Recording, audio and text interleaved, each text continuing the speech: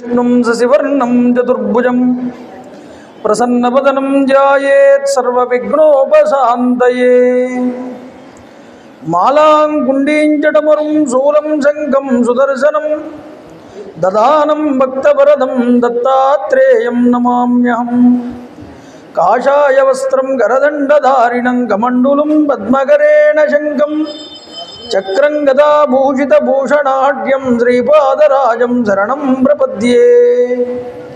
अभ्रस्यामपिङ्गजटाबद्धकलापप्रांसुर्दण्डी कृष्णमृगत्वक्परिधानः सर्वाल्लोकान् भावयानः कविमुख्यपाराशर्यः परमस्वरूपं विवृणोतु।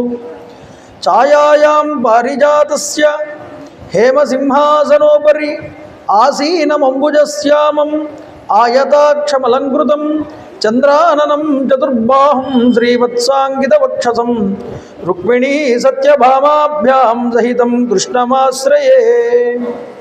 सदाशिवसमारम्भां शङ्कराचार्यमध्यमाम् अस्मदाचार्यपर्यन्तां वन्दे गुरुपरम्पराम्। वैदेही सहितं सुरद्रुमतले हैमे महामण्डपे मध्ये पुष्पकमासने मणिमये वीरासने सुस्थितम् अग्रे वाजयति प्रभञ्जनसुते तत्त्वं मुनिभ्यः परं व्याख्यान्तं भरतादिभिः परिवृतं रामं भजे श्यामलं।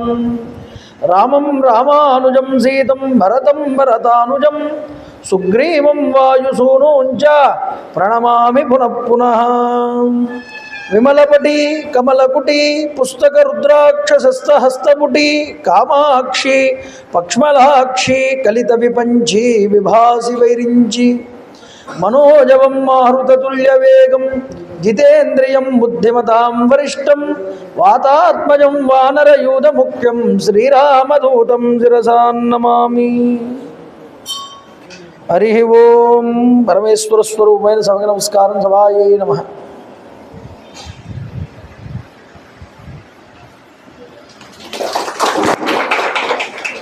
సలాది నారాయణరావు గారు రాజేశ్వరి గారి యొక్క దంపతులకి పుష్పమాల అలంకృతం చేయవలసిందిగా కోరుతున్నాను కమిటీ సభ్యులు।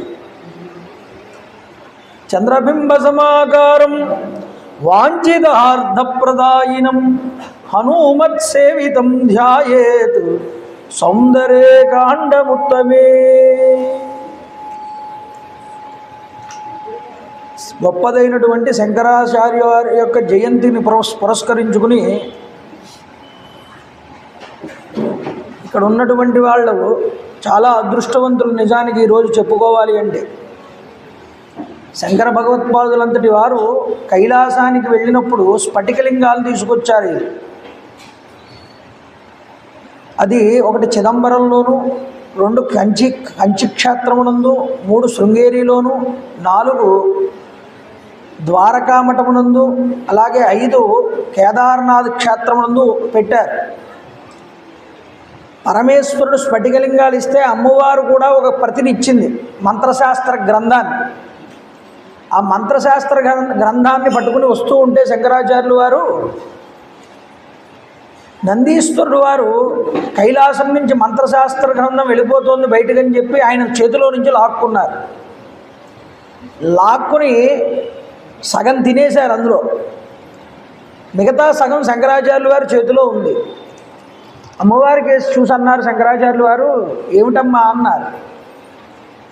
అమ్మవారిని ఎందుకయ్యా అలా చూస్తావు నాకేసి, నీ చేతిలో ఉన్నది నా అనుగ్రహం, మిగతాది నువ్వు పూర్తి చేయి అన్నారు। అందువల్ల కైలాసం నుంచి స్ఫటికలింగాలతో పాటు తీసుకొచ్చిన మరొక గ్రంథం ఏమిటి అంటే సౌందర్య లహరి। సుందరము అని సుందరాకాండ గురించి చెప్పుకుంటున్నాంగా, ఈ సుందరం ఏమిటి అంటే ఈ సౌందర్యంలోనే దాక్కుని ఉన్నది। అమ్మ జగన్మాత భూజాత సకల సద్గుణోపేత అయినటువంటి సీతమ్మ తల్లే ఆ ముగురమ్మల మూలపుటమైనటువంటి జగదంబ యొక్క స్వరూపం। అందుకనే దిగ్గస్థిభిక్కనక కుంభముఖావసృష్ట సర్వాహిని విమలచారు జలప్లుతాంగీం మాతర్నమామి జగతాం జననీం అశేషలోకాదినాద గృహిణీం అమృతాబ్ది పుత్రీం। ఇప్పుడే కనకదారా స్తోత్రం చేశారు చక్కగా। శంకరాచార్యులు వారు అమ్మవారిని కేవలం లక్ష్మీదేవిగా చూడలేదండి, ఈ జగత్తుకంతటికీ కూడా తల్లిగా దర్శనం చేశారు। కాబట్టి జగత్తుకంతటికీ తల్లి ఆవిడ కాబట్టి ఆవిడ పరిపూర్ణమైనటువంటి అనుగ్రహం, ఆవిడ యొక్క తత్వమే సుందరం. లోకంలో కురూపి అయినటువంటి స్త్రీ ఉంటుందేమో కానీ కురూపి అయినటువంటి తల్లి ఉండదు. ఇది గుర్తుపెట్టుకోండి మీరు ఎప్పుడైనా సరే. అందువల్ల తల్లికి బిడ్డకి తల్లి యందు ఉన్నటువంటి మమకారం ఎలా ఉంటుందో, తల్లికి బిడ్డ మీద ఉన్నటువంటి మమకారం ఎలా ఉంటుందో దీనిని సుందరం అన్నారు, సౌందర్యం అన్నారు. ఆ సౌందర్యం జగత్తుకంతటికీ తల్లి కాబట్టి ఆవిడ ఈ జగత్తును అంతటినీ తన యొక్క బిడ్డలుగా చూసుకుంటుంది కాబట్టి ఆవిడ చూపించేటటువంటి వాత్సల్యం వర్ణనాతీతం. అందువల్ల అది సౌందర్యం. ఆవిడ చూపించే కరుణే సౌందర్యం. కాబట్టి అలాంటి సౌందర్యం అనేటటువంటి లహరి అంటే ఆ యొక్క కెరటము అని అర్థం. అంటే ఆ సౌందర్యంలో మనం ఓలలాడాలి నిరంతరము కూడా, అది ఆగకూడదు. ఈ మాతృప్రేమ ఎన్నడూ కూడా ఆగదండి, ఎక్కడా కూడా. ప్రతి జీవుల యందు ఈ మాతృప్రేమ ఉంటుంది కాబట్టి నిరంతరం కొనసాగబడేటటువంటి ప్రవాహం కాబట్టి అది సౌందర్య లహరి అయింది.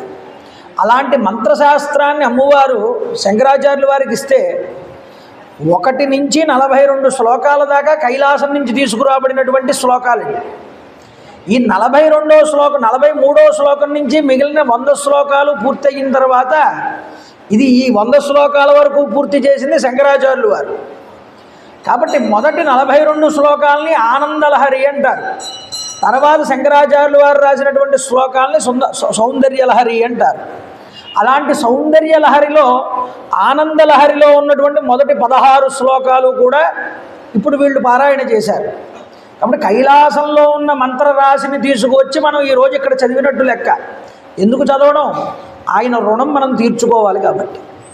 ఎక్కడో కేరళ రాష్ట్రంలో కాలడి అనేటటువంటి చిన్న గ్రామంలో ఆర్యాంబ శివగురువు అనేటటువంటి దంపతులకి ఆయన నందననామ సంవత్సరంలో వైశాఖ శుక్ల పంచమి రోజు వసంత ఋతువులో స్వామివారి యొక్క జననం జరిగింది. ఎందుకంటే మనకి శివరహస్యము అని ఒక గ్రంథం ఉన్నది. శివరహస్యం అనేటటువంటి గ్రంథంలో ఒక మాట అన్నారు, దుష్టాచార వినాశాయ ప్రాదుర్భూతో మహీతలే సయేవ శంకరాచార్య సాక్షాత్ కైవల్యనాయక. లోకంలో ఉండేటటువంటి ఈ యొక్క దుష్టులందరినీ కూడా నాశనం చేయడానికి, అంటే ఏమిటి, వాళ్ళు చేసినటువంటి దుష్ట ప్రచారాలు ఏవైతే ఉన్నాయో, అవైదికమైనటువంటి మత ప్రచారం ఏదైతే ఉన్నదో వాటన్నింటినీ తన యొక్క వాక్ ధాటి చేత ఖండించారు. ఏమిటి దీనికి కావలసింది? అకుంఠితమైనటువంటి జ్ఞానం కావాలి.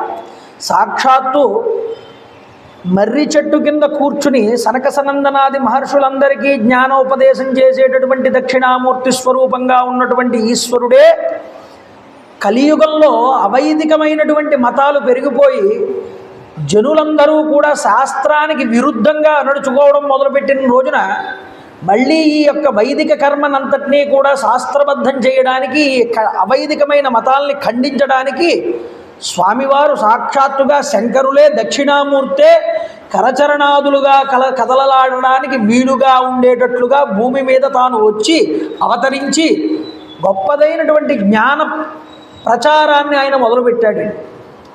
నిజానికి అందుకనే సయేవ శంకరాచార్య సాక్షాత్ కైవల్యనాయక, సాక్షాత్ ఈశ్వరుడే శంకరాచార్యుల వారి రూపంలో వచ్చారని శివరహస్యం అనే గ్రంథంలో చెప్పారు ఈ మాటను. అంతేకాదు మనకి 18 పురాణాల్లో కూడా శంకరాచార్యుల వారి యొక్క ప్రశస్తి కనిపిస్తుంది. ముఖ్యంగా కూర్మ పురాణంలో ఒక మాట చెప్తారు, కరిష్యత్ అవతారం స్వం శంకరో నీలలోహిత శ్రౌత స్మార్త ప్రతిష్టార్థం భక్తానాం హితకామ్యయ. లోకంలో వైదిక సాంప్రదాయాన్ని మళ్ళీ పునఃస్థాపన చేయడానికి, అసలు లోకంలో ఉన్నదంతా వైదిక కర్మే అండి, వైదిక మార్గమే. వేదములంటేనే వైదికమైనటువంటి తత్వాన్ని పొంది ఉన్నటువంటివి. వేదాలన్నీ ఏం చెప్తున్నాయ్యా? పరమాత్మ అనేవాడు ఒక్కడే. అందువల్ల ఆ పరమాత్మ ఎక్కడో లేడు, నీలోనే ఉన్నాడు. ఇది చెప్పడానికి పురాణం అనేటటువంటి సాంప్రదాయంలో ఈ యొక్క విశేషాన్ని ప్రకటించినటువంటి వాడు శంకరాచార్యులు వారు. వేద మతాన్ని, పురాణ మతాన్ని, శృతి స్మృతులన్నింటినీ కూడా ఏకం చేసిన వాడు శంకరాచార్యులు వారు. అందువల్ల ఏమిటి అంటే అహం బ్రహ్మాస్మి. అహం అన్నది ఏమిటి? అహం అనేటటువంటిది నేను అని భావం. నేను ఎవరయ్యా అంటే బ్రహ్మాస్మి, నేనే పరబ్రహ్మను అనేటటువంటి తత్వాన్ని ప్రతిపాదించారు శంకరాచార్యులు వారు. లేదు తత్వమసి అన్నారు. తత్తు త్వమ్ము అసి. అందుకనే సుందరకాండ కూడా తతో రావణ నీతాయ అని తత్తుతో ప్రారంభమైంది. తత్ అంటే పరమేశ్వరుడు యొక్క స్వరూపం. తత్తు ఏదైతే ఉన్నదో ఆ త్వమ్ము నేనై ఉన్నాను, అసి అంటే అయి ఉన్నాను అని అర్థం. అందువల్ల పరమాత్మే నేనై ఉన్నాను అని చెప్పడానికి ఇక్కడ అద్వైత సిద్ధాంతాన్ని ఆయన ప్రతిపాదన చేశాడు. అంటే ద్వైతము కానిది ఏదైతే ఉన్నదో అది అద్వైతము. కాబట్టి రెండు ఉండవు, ఉన్నది ఒకటే పదార్థం. ఆ ఒక్క పదార్థాన్ని తెలుసుకోవడానికి హనుమ ఏం చేశారు? నిన్నటి రోజు సీతమ్మ తల్లిని వెతుకుతూ వచ్చి ఓహో రెండు అనేటటువంటివి లేవన్నమాట, ఉన్నది ఒక్కటే. ఆ రాముడు వేరు సీత వేరు కాదు, వీళ్ళిద్దరూ ఒకటేనని అద్వైత తత్వాన్ని ఆయన కూడా ప్రకటించాడు.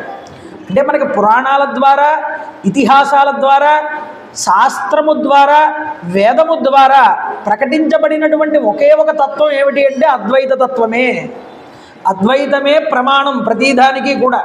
అందువల్ల ఉన్న ఒక్క పదార్థమే ఇన్ని రూపాలుగా ప్రకటితమవుతున్నది. ఇప్పుడు మనమే పుట్టినప్పుడు బాలుడిగా ఉంటాం, శిశువు అంటారు, తర్వాత యవ్వనంలో యువకుడు అంటారు, పెద్ద అయ్యాక వివాహం అయిన తర్వాత గృహస్థ అంటారు, ఇంకా పెద్ద అయిన తర్వాత కాస్త వయస్సు మీరిన తర్వాత ముసలివాడు అంటారు. ఇలాగ మన శరీరమే ఇన్ని రూపాలు మారుతూ శరీరం విడిచిపెట్టేస్తున్నాం. అలాంటిది పరమాత్మ ఇన్ని రూపాలు ధరించాడనలో ఆశ్చర్యమే ఉందయ్యా.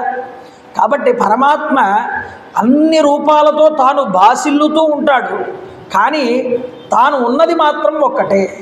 ఈ ఒక్కటి అనే తత్వాన్ని చూపించడానికే పరమాచార్య స్వామి వారు, శంకర భగవత్పాదులు వారు దాన్ని ప్రతిపాదన చేశారు.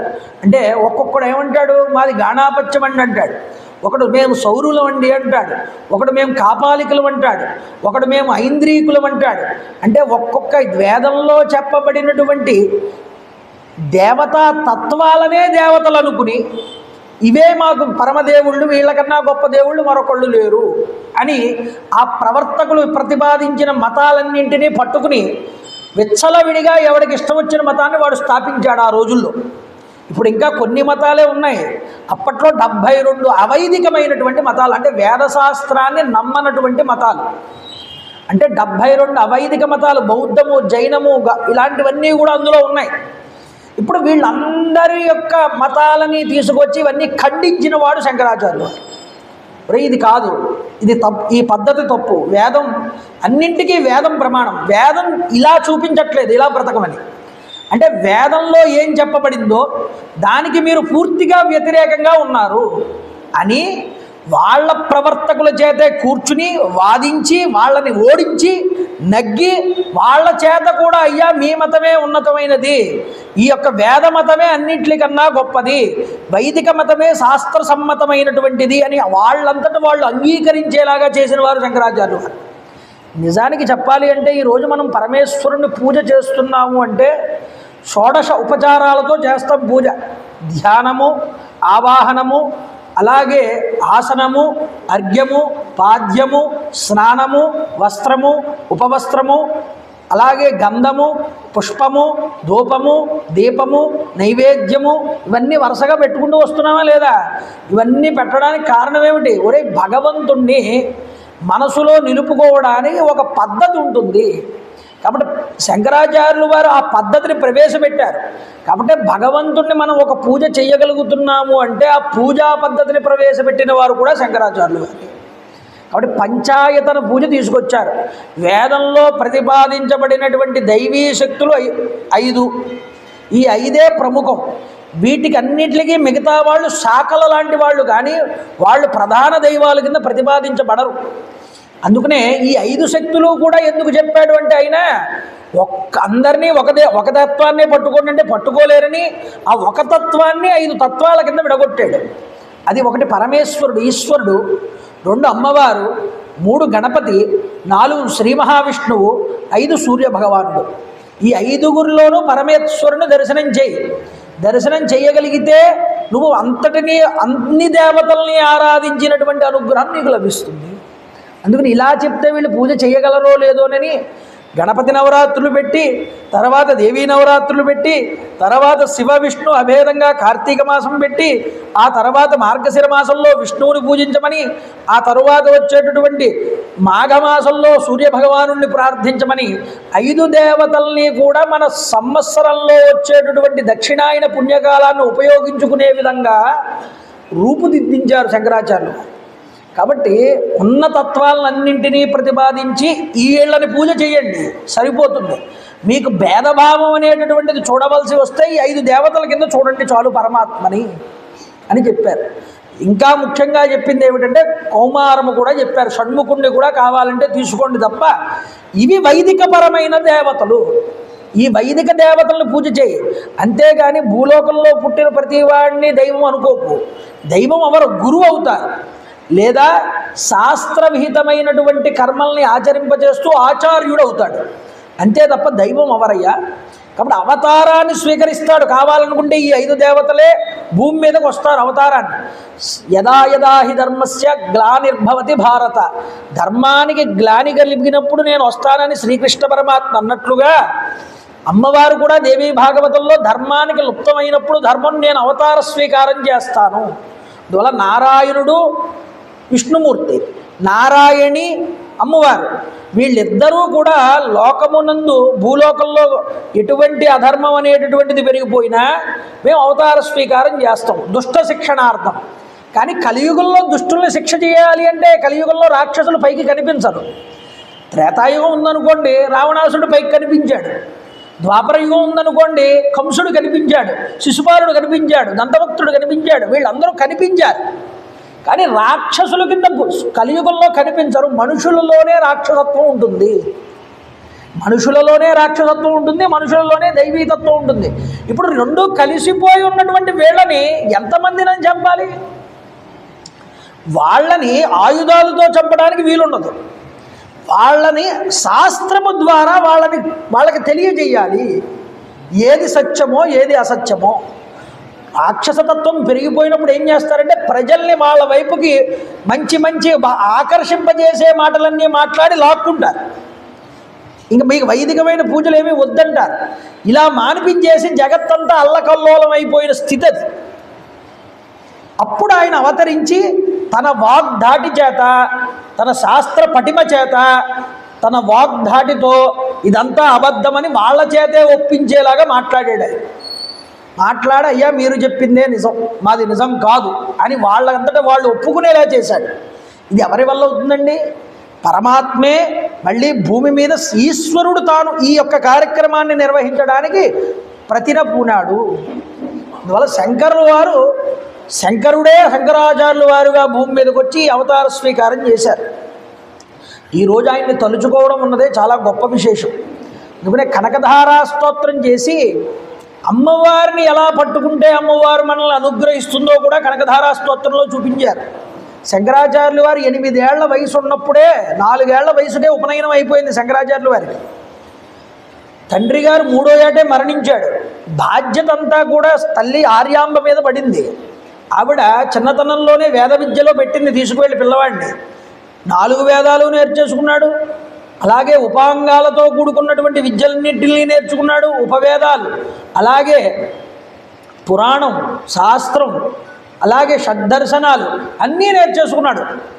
8 ఏళ్ళు అయ్యేటప్పటికి అన్నీ పూర్తయిపోయాయి. ఏకసంతాగ్రహి, ఒక్కసారి చెప్తే వచ్చేసేది. అయితే 8 ఏళ్ల వయసులో ఉన్నప్పుడు అగస్త్య మహర్షి వారు వచ్చారు ఇంటికి. శంకర, నీకు 8 ఏళ్లే ఆయుర్దాయం, ఈ 8 ఏళ్లలో నువ్వు శాస్త్రాలన్నీ చదివేశావు, నువ్వు చదివినటువంటి శాస్త్రాన్ని లోకానికి ఉపయోగపడేలాగా చెయ్యాలి. కాబట్టి నువ్వు సన్యాసాశ్రమాన్ని స్వీకరిస్తే నీకు 8 సంవత్సరాలు మళ్ళీ ఆయుష్ పెరుగుతుందన్నాడు. కాబట్టి సన్యాసాశ్రమాన్ని స్వీకరించి నువ్వు అవైదికమైనటువంటి మతాలని ఖండించాల్సి వస్తుంది. కాబట్టి ముందు నువ్వు గోవింద భగవత్పాదుల వారి దగ్గరికి వెళ్ళమని ఆయన హితము చేస్తే ఈయన ఆయుష్ని 8 ఏళ్ళు పెంచాడు అగస్త్య మహర్షి వారు. ఒకరోజు పూర్ణానది దగ్గర నీళ్లు ముంచుకుని తల్లిగారు వస్తున్నారు ఇంటికి. స్పృహ తప్పి పడిపోయింది తల్లి. చాలా దూరం నడిచి వెళ్ళి మా తల్లి ఈ నీళ్లు తెచ్చుకోలేకపోతుందని ఆ పూర్ణానదిని ప్రార్థన చేశారు శంకరాచార్యులు వారు. ప్రార్థన చేస్తే పూర్ణానది తన దారి మార్చుకుని శంకరాచార్యుల వారి ఇంటి ముందుగా ప్రవహించడం మొదలుపెట్టింది. ఇప్పటికీ మీరు కాలడి గ్రామానికి వెళ్తే కేరళలో, ఆ కాలడి గ్రామంలో శంకరాచార్యుల వారి యొక్క ఇంటికి ఎదురుగుండానే ఈ నది ప్రవహిస్తూ ఉంటుంది. ఆయన ఒకరోజు శ్రీకృష్ణ పరమాత్మని పూజ చేస్తూ ఉండేది ఆర్యాంబ. శంకరాచార్యుల వారి ఇంటి విలవేల్పు ఎవరంటే శ్రీకృష్ణ పరమాత్మ. మీరు అర్థం చేసుకోండి, శంకరుడు తాను వచ్చాడు అంటే ఆయన భగవంతుడు విష్ణువుని పూజిస్తాడు, విష్ణువు వచ్చాడు అంటే ఆయన శంకరుడిని పూజిస్తాడు. అందుకనే వాళ్ళిద్దరూ కూడా వేరు కాదు, కానీ ఆ రూపంలో ఉన్నప్పుడు ఈ రూపాన్ని, ఈ రూపంలో ఉన్నప్పుడు ఆ రూపాన్ని పూజిస్తూ ఉంటారు. అందుకనే విష్ణు సహస్రనామానికి భాష్యం రాశాడండి శంకరాచార్యుల వారు. మీరు చాలా ఆశ్చర్యకరమైన విషయం అది. అందువల్ల ఆయన ఏం చేశాడు అంటే నదిలో స్నానానికి దిగాడు. దిగితే ఆర్యాంబ గట్టు మీద ఉన్నది. ఒక ముసలి వచ్చి కాలు పట్టుకుంది శంకరాచార్యుల వారి యొక్క పాదాన్ని. పట్టుకుంటే, అమ్మ నన్ను ముసలి పట్టుకుంది, నేను శరీరాన్ని విడిచిపెట్టేస్తున్నాను. నిజానికి 8వ సంవత్సరం వచ్చింది కదండి, శరీరం విడిచిపెట్టేయాలి ఆ సమయంలో. కానీ అగస్త్య మహర్షి వారి ఇంటికి వచ్చి మాట్లాడిన మాటలన్నీ గుర్తున్నాయి. ఏమమ్మా మీ కొడుకున్నాడా ఇంట్లో అని అడిగారట. వచ్చి ఎవరు? వశిష్ఠ, అగస్త్య, విశ్వామిత్ర మొదలైన ఋషులందరూ వచ్చారు ఇంటికి. అంటే పాపం వచ్చిన వాళ్ళు మహాత్ములు, ఈ ఋషులని తెలియదు పాపం ఆర్యాంబకి. మీ కొడుకున్నాడా అంటే ఉన్నాడండి అన్నాడు. ఏమిటి, ఎందుకండి అంటే కొన్ని సందేహాలు ఉన్నాయి, తీర్చుకోవాలి. ఎవరికి? అగస్త్య మహర్షి అంతటి వాడు ఆయన దగ్గర సందేహాలు తీర్చుకోవడానికి వచ్చాడు అంటే ఇంక ఎలాంటి వాడో శంకరాచార్యుల వారి మీరు ఆలోచించండి. వాళ్ళిద్దరూ కూర్చుని శాస్త్ర చర్చలు చేస్తూ ఉంటే ఆవిడకి ఏమీ తెలియట్లేదు, ఏదో మాట్లాడుతున్నారు, వాళ్ళు అడుగుతున్నారు, మా కుమారుడు చెప్తున్నాడు అనుకునేది తప్ప ఆవిడికి మాత్రం ఏమి తెలుసు? కన్న ప్రేమ అలాంటిది. సరే, ఒక మంచి వధువునిచ్చి వివాహం చేసేద్దాం, మా పిల్లాడికి నా బాధ్యత తీరిపోతుంది అనుకుంది. కానీ ఈరోజు ఏమంటున్నాడు ఈయన? కాళ్ళకి ముసలి పట్టుకుంది, అమ్మా నేను చనిపోతున్నాను, నేను ఆ సన్యాసాశ్రమం స్వీకరిస్తాను అంటే నువ్వు వద్దు, వివాహం చేసుకోమన్నావు. కానీ ఇప్పుడు నేను చనిపోతున్నానమ్మా, ఇప్పటికైనా నాకు ముక్తి లభించాలి అంటే నేను ఆపస్సన్యాసాన్ని స్వీకరించాలి. ఆపస్సన్యాసం అంటే ఇంకా శరీరాన్ని విడిచిపెట్టేసేటప్పుడు ఆపస్సన్యాసం స్వీకరించవచ్చు. భవబంధాలన్నింటినీ విడిచిపెట్టేస్తే వాడికి ముక్తి తప్ప ఇంకేమీ ఉండదు. అందువల్ల చివరి దశలో ఇంక నేను ఉండను అనుకున్న వాళ్ళు, అయ్యా ఈయన ఓ నెల రోజుల నుంచి బతకడు అని డాక్టర్లు డిక్లేర్ చేసేస్తే సన్యాసం తీసుకోవడం కన్నా ఉత్తమమైనటువంటిది మరొకటి లేదు అన్నారు. ఎందుకంటే వాళ్ళకి ఇంకా ముక్తి తప్ప మరొకటి ఉండదు. ఎందుకంటే భవబంధాలన్నింటినీ అక్కడితో విడిచిపెట్టేయాలి, భగవంతుడి మీద దృష్టి పెట్టాలి ఇంకా ఆ సమయంలో. కాబట్టి నేను చచ్చిపోతున్నానని నాకు అర్థమైపోయింది, కాబట్టి నేను ఆపస్సన్యాసాన్ని స్వీకరిస్తాను. కాబట్టి నాకు అనుజ్ఞ ఇవ్వేది, మా తల్లి అనుజ్ఞ ఇవ్వకపోతే స్వీకరించడానికి లేదు. కాబట్టి ఇన్నాళ్ళు నువ్వు వద్దన్నావు, నేనేమీ పని పూనుకోలేదు. ఇప్పుడు శరీరాన్ని విడిచిపెట్టేసేటప్పుడైనా నువ్వు అనుజ్ఞ ఇవ్వి. సరే నాయన, ఇంక చనిపోతున్నాడు, కనీసం మా కొడుక్కి ముక్తైనా లభిస్తుంది అనే ఉద్దేశంతో ఆవిడ సరే నాయన నీ ఇష్టం అన్నది. సన్యస్తోహం అన్నాడు. అంటే ఆపస్సన్యాస మంత్రం అంతా కూడా చదివాడు. చదవగానే ఈ ముసలి ఎప్పుడైతే ఈ మంత్రం చదివాడో ఆయన ముసలి విడిచిపెట్టింది. అంటే అర్థం ఏమిటి? ఈ ముసలి పట్టుకోవడం అంటే ఏమిటంటే తల్లేమో వివాహం చేద్దామని చూస్తోంది, ఈయనేమో సన్యసించాలని అనుకుంటున్నాడు. అమ్మా ఇప్పటి వరకు నన్ను భవసాగరం అనేటటువంటి ముసలి పట్టుకుందమ్మా నా కాల్ని. ఇప్పుడైతే నేను సన్యాస మంత్రాన్ని చెప్పానో, ఈ సన్యాస మంత్రం చెప్పడం వల్ల నన్ను భవసాగరం అనేటటువంటి సంసారం అనేది విడిచిపెట్టేసింది. నేను ఆ శాపసన్యాసాన్ని స్వీకరించాను, ఇక నేను వెళ్ళి వస్తానన్నాడు. ఎక్కడికి వెళ్ళిపోతున్నావు నాయన? గురువుని అన్వేషిస్తూ వెళ్తున్నానమ్మా. మరి నన్ను ఇలా ఈ దశలో నన్ను ఇలా వదిలేస్తే ఎలా తండ్రి? నిన్ను నవమాసాలు మోసాను, పెంచాను, ఈ రుణం తీర్చుకోవా నువ్వు అని అడిగింది. అడిగితే శంకర భగవత్పాదులు వారు అన్నారు, నువ్వు ఏ సమయంలో పిలిచినా నీ ముందు నేను ప్రత్యక్షం అవుతానన్నా. ఏ సమయంలో పిలు నువ్వు, నేను నీ ముందు ప్రత్యక్షం అవుతాను, నిన్ను అనుగ్రహిస్తాను. అంతేకాదు అని ఇన్ని వరాలు ఇచ్చాడు తల్లికి. ఇలా లోకంలో ఇచ్చిన వాళ్ళు ముగ్గురే కనిపిస్తారండి పురాణాల్లో చూసినా సరే. ఒకటి సత్యవతికి వ్యాసుల వారు ఇచ్చారు, అమ్మ నువ్వు ఎప్పుడు పిలిచినా వస్తానని. 2 నృసింహ సరస్వతి స్వామివారు, సాక్షాత్తు కలియుగ దత్తాత్రేయ స్వామివారు. గురుచరిత్ర చదివించిన వాళ్ళకి తెలుస్తుంది మీకు. అయితే ఆయన తల్లిగారికి చెప్పారు, నువ్వు ఎప్పుడు పిలిచినా నేను నీ ముందు ప్రత్యక్షం అవుతానని. 3 శంకర భగవత్పాదులు వారు. కాబట్టి శంకర భగవత్పాదుల వారు నీకు వస్తాను, నేను ఎప్పుడు పిలిచినా నేను వస్తానని బయలుదేరాడు. బయలుదేరి కేరళ దగ్గర నుండి ఉత్తర భారతదేశం వైపుకు ప్రయాణమై నర్మదా నదీ తీరం దగ్గరికి చేరుకున్నారండి. ఒక గుహ ఉన్నది. ఆ గుహలో గౌడపాదుల యొక్క శిష్యుడైనటువంటి గోవింద భగవత్పాదాచార్యులు వారు ఉన్నారని తెలుసుకున్నాడు. ఎవరి గౌడపాదుల వారు? సుకుడు, వ్యాసుడి యొక్క కుమారుడైనటువంటి సుకుడు యొక్క శిష్యుడు. ఎందుకంటే వ్యాసం వశిష్ఠరప్తారం శక్తే పౌత్రమకల్మషం పరాశరాత్మజం వందే సుఖతాతం తపోనిధం. సుకుడి వరకు ఎలా వచ్చింది అంటే శిష్య పరంపర, తండ్రి కొడుకుల శిష్య పరంపర వచ్చింది. నారాయణం ఎక్కడి నుంచి? నారాయణుడి దగ్గర నుండి. అక్కడి నుంచి బ్రహ్మగారి దగ్గర నుంచి వశిష్ఠుడి దగ్గర నుంచి శక్తి దగ్గర పరాశరుడు కొడుకు. అలాగా పరాశరుడి యొక్క కొడుకు వ్యాస మహర్షి యొక్క కొడుకు సుకుడికి ఇంకా కొడుకు లేదు, సంతానాలు లేరు. సుకుడికి శిష్య పరంపర ప్రారంభమైంది. ఈ సుకుడి యొక్క శిష్యుడే గౌడ భగవత్పాదుల వారు. ఈ గౌడ భగవత్పాదుల వారి యొక్క శిష్యుడే గోవింద భగవత్పాదుల వారు. ఈ గోవింద భగవత్పాదుల వారి దగ్గరికి శిష్యరికం చేయడానికి వచ్చారు శంకర భగవత్పాదుల వారు. అందుకనే సదాశివ సమారంభం వ్యాస శంకర మధ్యమం అస్మదాచార్య పర్యంతం వందే గురు పరంపర. అంటే సదాశివుడి దగ్గర నుంచి పరంపరగా వస్తున్నటువంటి గురు శిష్య సంబంధం వ్యాసుడి దగ్గరికి వచ్చేటప్పటికి తండ్రి కొడుకులు కాకుండా గురు శిష్యుల కింద మారింది. అక్కడి నుంచి శంకరాచార్యుల వారి దాకా వస్తే శంకరాచార్యుల వారు 4 పీఠాలు పెట్టారు. తూర్పున గోవర్ధన పీఠం పెట్టారు పూరిలో, దక్షిణాన శృంగేరి దగ్గర శారదా పీఠాన్ని నెలకొల్పారు. అలాగే ద్వారక దగ్గర పశ్చిమంలో కాళికా పీఠాన్ని పెట్టారు. ఉత్తరం దగ్గర జ్యోతిపీఠం పెట్టారు బదరికాశ్రమం దగ్గర. ఇలాగ 4 స్థాపనలు చేసి భారతదేశం 4 వైపులా కూడా అవైదికమైనటువంటి మతాలు ఏమీ కూడా భారతదేశంలోనికి రాకుండా 4 మఠాలకి 4 వేదాలను అప్పచెప్పారు. తూర్పునున్నటువంటి పూరీపీఠానికి ఋగ్వేదాన్ని ఇచ్చారు. దక్షిణం వైపు ఉన్నటువంటి శృంగేరి పీఠానికి యజుర్వేదాన్ని ఇచ్చారు. పశ్చిమం ఉన్న కాళికాపీఠానికి అక్కడ సామవేదాన్ని ఇచ్చారు. అధర్వణ వేదాన్ని ఉత్తరాన్ని ఉన్నటువంటి బదరికాశ్రమానికి ఇచ్చారు. ఒక్కొక్క పీఠానికి ఒక్కొక్క వేదంలో ఋగ్వేదంలో చెప్పబడినటువంటి అద్వైత సూత్రాన్ని అందించారటండి. అంటే తూర్పునున్నటువంటి పీఠానికి ఋగ్వేదం ఇచ్చారుగా, ఋగ్వేదంలో ఉన్న అద్వైత సూత్రం ఏమిటి అంటే ప్రజ్ఞానం బ్రహ్మ. ఈ సూత్రాన్ని మీరు పట్టుకోండి. మీరు ఈ యొక్క తూర్పు వైపున వచ్చేటటువంటి అవైదికులన్నింటినీ కూడా ఖండించి తూర్పు భాగాన్ని అంతటినీ కూడా వైదిక పరం చేయండి అని చెప్పాడు. అలాగే దక్షిణం వైపు ఉన్నటువంటి శృంగేరి శారదాపీఠానికి అహం బ్రహ్మాస్మి అని యజుర్వేదంలో ఉన్నటువంటి అద్వైత సూత్రాన్ని ఇచ్చాడు. అలాగే ద్వారకాపీఠానికి కాళికాపీఠానికి సామవేదంలో నుంచి తీసుకోబడినటువంటి తత్వమసి అనేటటువంటి సూత్రాన్ని ఇచ్చారు. అలాగే జ్యోతిపీఠానికి అధర్వణ వేదం కాబట్టి అక్కడ అందులో చెప్పబడినటువంటి మంత్రాన్ని అయమాత్మ బ్రహ్మ అనేటటువంటి గొప్ప సూత్రాన్ని అధర్వణ వేదంలోంచి తీసిచ్చారు. ఇవన్నీ అద్వైత సూత్రాలండి ఇవన్నీ. కాబట్టి ఇవన్నీ అద్వైత పీఠాలు కాబట్టి ఒక్కటి గుర్తుపెట్టుకోండి. మీరు చాలామంది పొరపాటు పడేది ఏమిటి అంటే మఠానికి పీఠానికి తేడా తెలియదు. ఎవరైతే సన్యాసులు ఎవరైతే ఉంటారో వాళ్ళు కనుక ఒక ఆశ్రమాన్ని కనుక స్థాపిస్తే దాన్ని మఠము అంటారు. ఆ ఆశ్రమంలో సన్యాసులతో పాటుగా దేవతల్ని కూడా తీసుకొచ్చి ప్రతిష్ఠింప చేస్తే దానిని పీఠము అంటారు. అది తేడా. అందువల్ల ఏం చేశారంటే ఇవి ఆమ్నాయ పీఠాలు అన్నారు శంకరాచార్యులు వారు.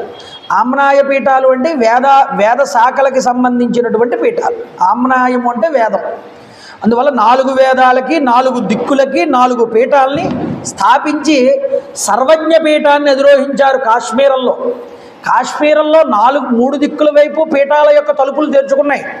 దక్షిణం వైపు తలుపు మాత్రం తెరుచుకోలేదుటండి. ఎందుకంటే దక్షిణ భారతదేశం నుంచి వచ్చేటటువంటి శాస్త్ర పండితులు కానీ ఎలాంటి పండితులు ఎవరూ లేరు అప్పటిదాకా. కానీ దక్షిణ పీఠాన్ని మొట్టమొదట తెరిపించినటువంటి వారు శంకరాచార్యులు వారు.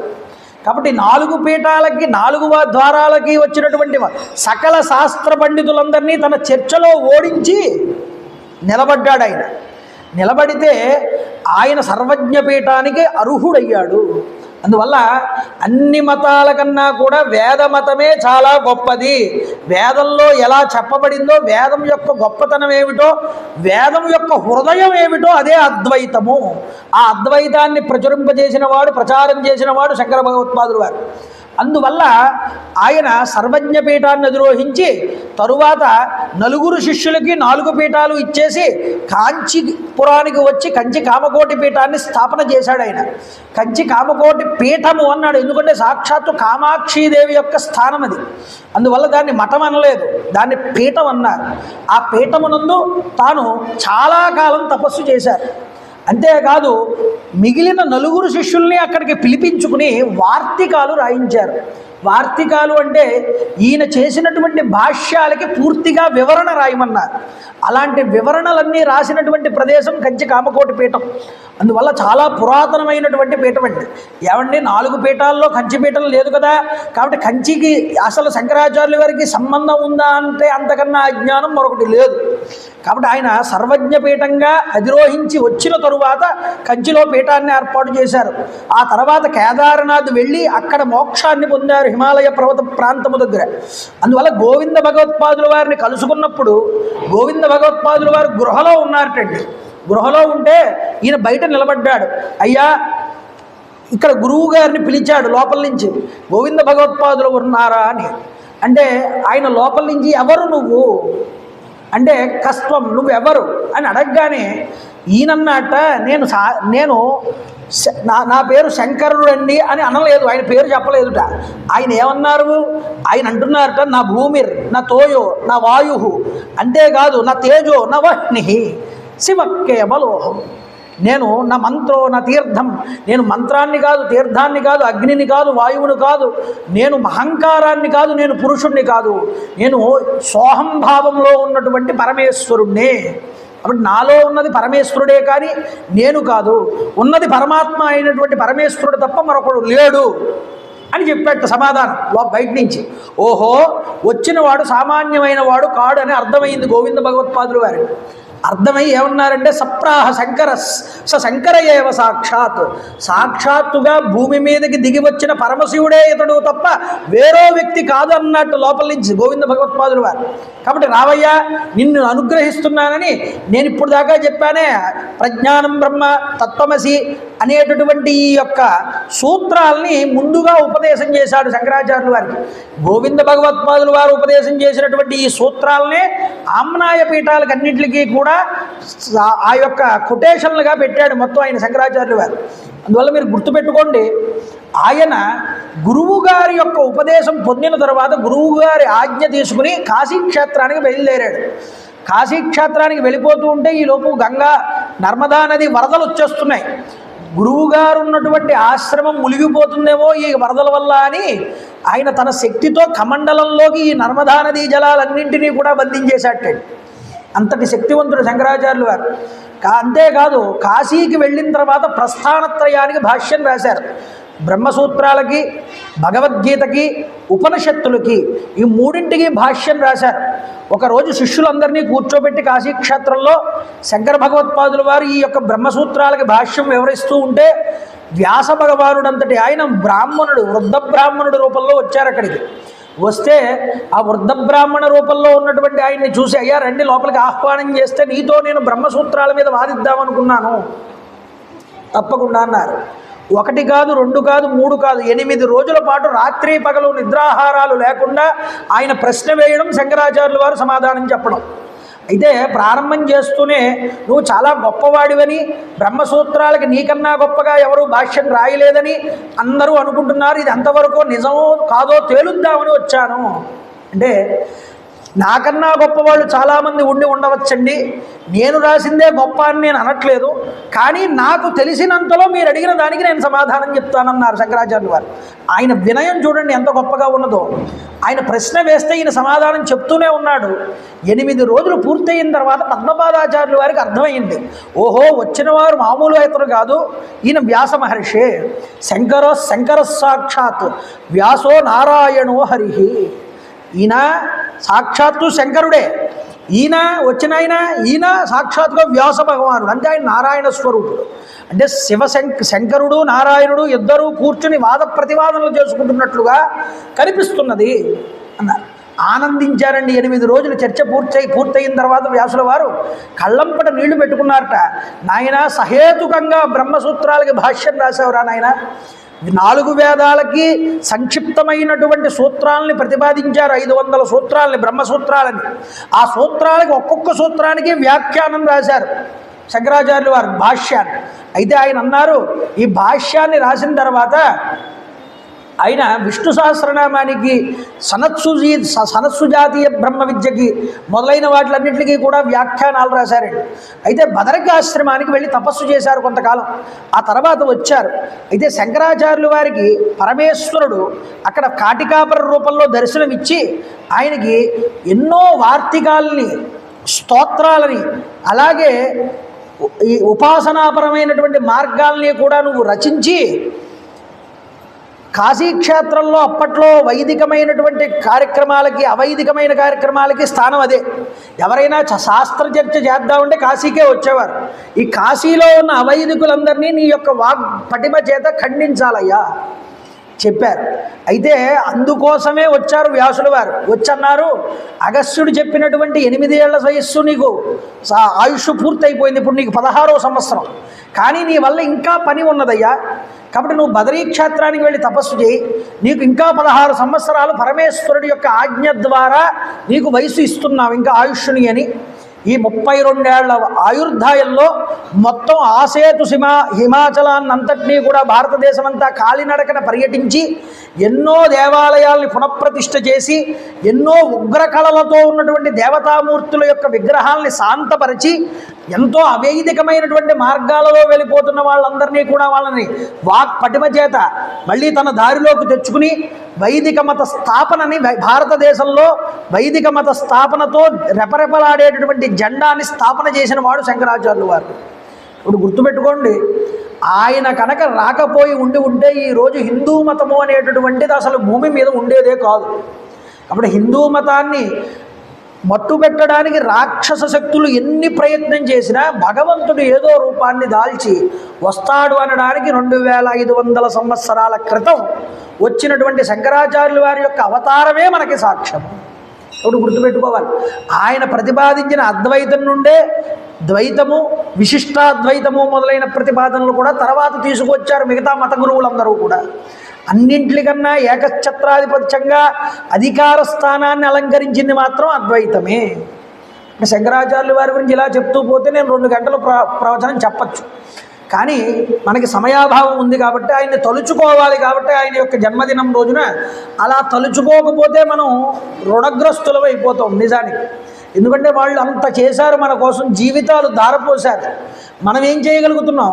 కనీసం శంకరాచార్యుల వారి జయంతి రోజున ఒరే శంకరాచార్యుల వారంటే ఇదిరా, ఇంత గొప్ప పురుషుడురా, మన భారతదేశానికి ఇంత చేసినటువంటి మహాత్ముడురా అని మన పిల్లల్ని మనం కూర్చోబెట్టి చెప్పుకోగలుగుతున్నావా ఇంట్లో? అలా చెప్పుకున్నటువంటి రోజున మన సాంప్రదాయాన్ని మళ్ళీ తిరిగి మన పిల్లలకి మనం ఇచ్చిన వాళ్ళం అవుతాం. లేకపోతే వాళ్ళకి మన శాస్త్రం అంటే ఏమిటో తెలియదు, మన మతం అంటే ఏమిటో తెలియదు, మన మహాపురుషులంటే ఏమిటో తెలియదు. తెలుసుకోవాలయ్యా. అందుకునే పురాణం వచ్చింది, అందుకునే ఈ యొక్క ప్రవచనాలు అనేటటువంటి వచ్చాయి. ఇలా తెలుసుకోవడం వల్ల ఏమవుతుంది? ఓహో, ఈరోజు ఏమిటి? ఈరోజు గొప్పదైనటువంటి వైశాఖ మాసం. వైశాఖ మాసంలో శంకర జయంతి. ఈ శంకర జయంతిని పక్కన పెట్టండి, ఏ గణపతి నవరాత్రులు వచ్చాయి, లేదా పరశురామ జయంతి వచ్చింది, లేదా మరొక జయంతి వచ్చింది. మహానుభావుల్ని మనం పూజ చేసుకుంటున్నప్పుడు ఈయనొక్క ప్రాశస్త్యం ఏమిటో మన పిల్లలకి ముందు మనం తెలియజేయాలి. అలా తెలియజేసిన రోజు కదా దాని గొప్ప వైభవం మనందరికీ తెలిసేది. అందువల్ల శంకర భగవత్పాదాచార్యుల వారికి ఆయన ఎన్నో స్తోత్రాలు, ఏమీ తెలియని వాడు చదివేటటువంటి స్తోత్రం దగ్గర నుంచి జ్ఞానాన్ని పొందగలిగేటటువంటి వారి దగ్గర వరకు కూడా వాళ్ళు పొందగలిగినటువంటి భాష్యాల్ని, వార్తికాల దాకా అన్నీ అందించాడు.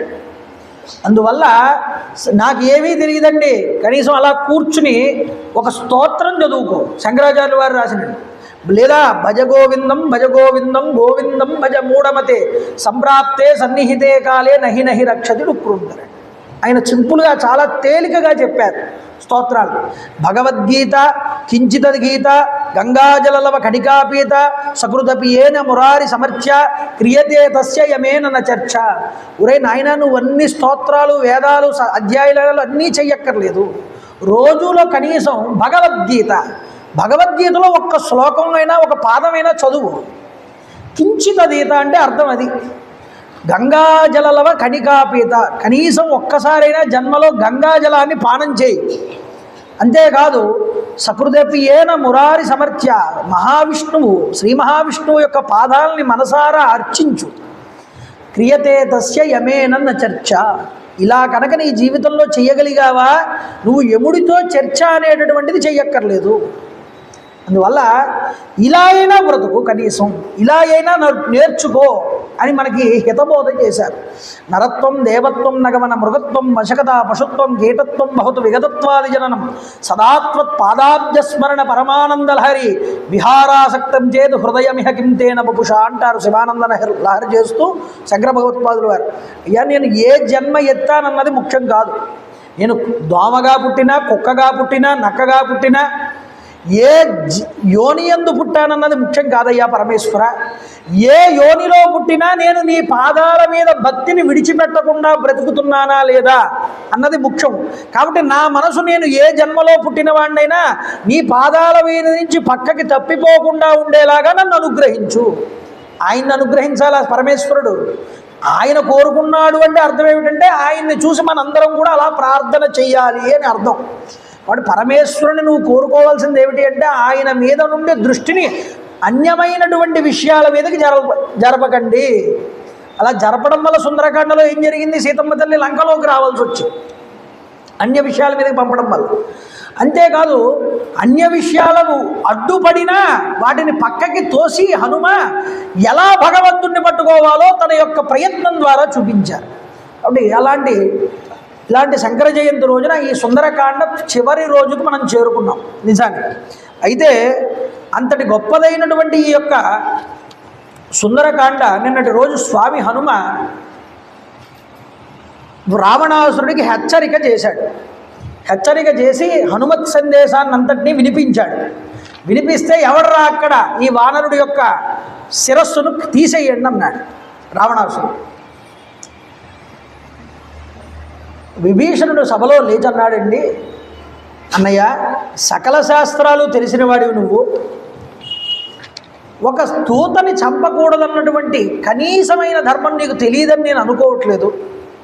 దూతని చంపకూడదన్నయ్య, సకల శాస్త్రాలు తెలిసిన వాడివి నువ్వు, వేదాంగాలు అన్నింటినీ కూడా నువ్వు వల్లెవేసిన వాడివి, అన్ని ధర్మాలు నీకు తెలియవని నేను అనట్లేదు. కానీ ఈ విషయంలో తొందరపడుతున్నావు, ఆలోచించవయ్యా. ఎందుకంటే ప్రసీద లంకేశ్వర రాక్షసేంద్ర ధర్మార్థయుక్తం వచనం శృణుష్వ, దూతానాం వద్యాహ సమయేషు రాజన్ సర్వేషు సర్వత్ర వదంతి సంతః. అయ్యా, ఏ కాలమునందైనా సరే, ఏ దేశమునందైనా సరే, ఎట్టి పరిస్థితుల్లోనైనా సరే దూతల్ని సంహారం చెయ్యకూడదు. ఇది ధర్మశాస్త్రం. కాబట్టి ఇతడు మనకి చాలా గొప్ప శత్రువు. ఇతడు మన రాజ్యాన్ని అంతటినీ కూడా పాడు చేశాడు, మన బలగాన్నంతటినీ కూడా చంపాడు, నిజమే. కానీ సత్పురుషులైనటువంటి వారు ఎప్పుడూ కూడా దూతని చంపకూడదని వచించి ఉన్నారయ్యా అన్నయ్య. కాబట్టి దూతని దండించేయడానికి కావలసిన పద్ధతులు చెప్పారు. కావాలంటే చంపకూడదు కానీ దండించవచ్చు అని చెప్పారు. ఏమిటవి? వైరూప్యమంగేషు కషాభిషూతో మౌండ్యం తథా లక్షణ సన్నిపాత. కొరడా దెబ్బలు కొట్టచ్చు, శిరోముండనం చెయ్యొచ్చు, లేకపోతే వికృతమైనటువంటి అవయవాల కింద మార్చచ్చు శరీర అవయవాల్ని. అంతే తప్ప అతనికి ఇది మరణదండన అనేటటువంటిది దూతకు వేయకూడదన్నయ్య అని చెప్పాడు. కాబట్టి ధర్మశాస్త్ర పరిజ్ఞానమునందు, లౌకిక ఆచారములందు అన్ని విషయాలు తెలిసిన వాడివి నువ్వు. కాబట్టి మరణదండని ఇతనికి ఎట్టి పరిస్థితుల్లోనూ వేయకూడదు. కావాలి అంటే ఇతడిని ఎవరు పంపారో ఆ శత్రువు మీద చూపించు నీ ప్రతాపాన్ని. అతనికి వెయ్యి దండన, మరణశిక్ష, ఇతనికి వెయ్యొద్దన్నాడు. అంటే ఇప్పుడు శత్రువుల చేత పంపబడినటువంటి వాడు ఇతడు అస్వతంత్రుడు, స్వతంత్రం లేను ఇతనికి. ప్రభువు ఏం చెప్పాడో అది వచ్చి మన దగ్గర చెప్పాడు.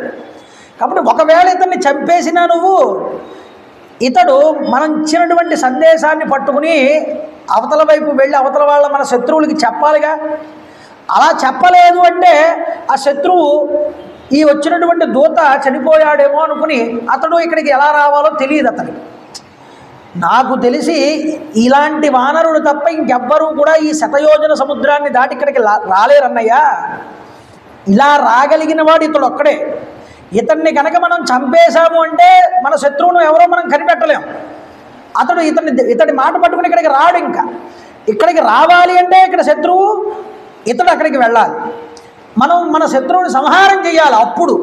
కాబట్టి ముందు ఇతన్ని మనం చంపకూడదు అంటే, సరే నీ మాట బాగుందయ్యా, దూతను నిజంగా వధించకూడదు, ఇది శాస్త్రవిధం యొక్క మాటే, కాబట్టి ఇతన్ని నేను శిక్షించి తీరతానన్నాడు. ఎలా శిక్షిస్తాడట? కపీనాం కిల లాంగూలం ఇష్టం భవతి భూషణం.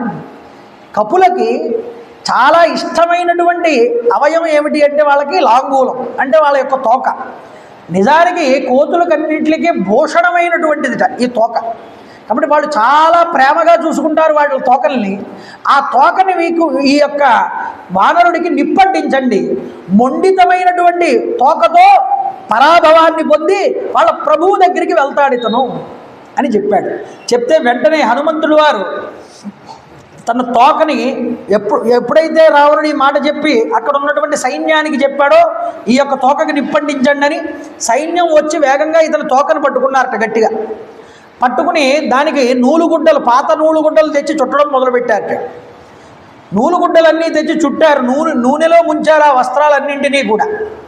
అయితే చుడితే రాక్షసులు ఆయన వాలానికి నూనెతో తడిపినటువంటి ఈ యొక్క వాటిని పెట్టి అంటించారట నిప్పు. వాళ్ళల్లో ఉన్నటువంటి ఆ రాక్షసులందరినీ తోకతోనే అటు చల్లాచెదురు చేశాట నిప్పంటించిన తర్వాత. అయితే చూడండి, హనుమంతుడు వినోదంగా చూడడానికి ఈ కోతిని స్త్రీలు, బాలురు, వృద్ధులు అందరూ కూడా చేరుతున్నారట చూడడానికి. అయితే ఇతన్ని గట్టిగా తాళ్లతో బంధించారట, కావాలని బంధింపనిచ్చాడు. ఎందుకని అంటే నిబద్ధ కృతవాన్ వీర తత్కాల సదృశీ మతిం అన్నాడు వాల్మీకి మహర్షి. మతిం అంటే సమయస్ఫూర్తిని ఉపయోగించాట.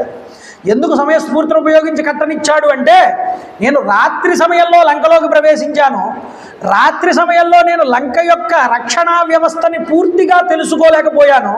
ఇప్పుడు పగటి సమయంలో వీళ్ళు నన్ను కట్టి ఊరంతా తిప్పుతారు కాబట్టి ఈ పగటి సమయంలో ఈ లంక యొక్క రక్షణా వ్యవస్థ అంతా ఎలా ఉందో నేను చూడొచ్చు అని అనుకున్నారు ఆయన.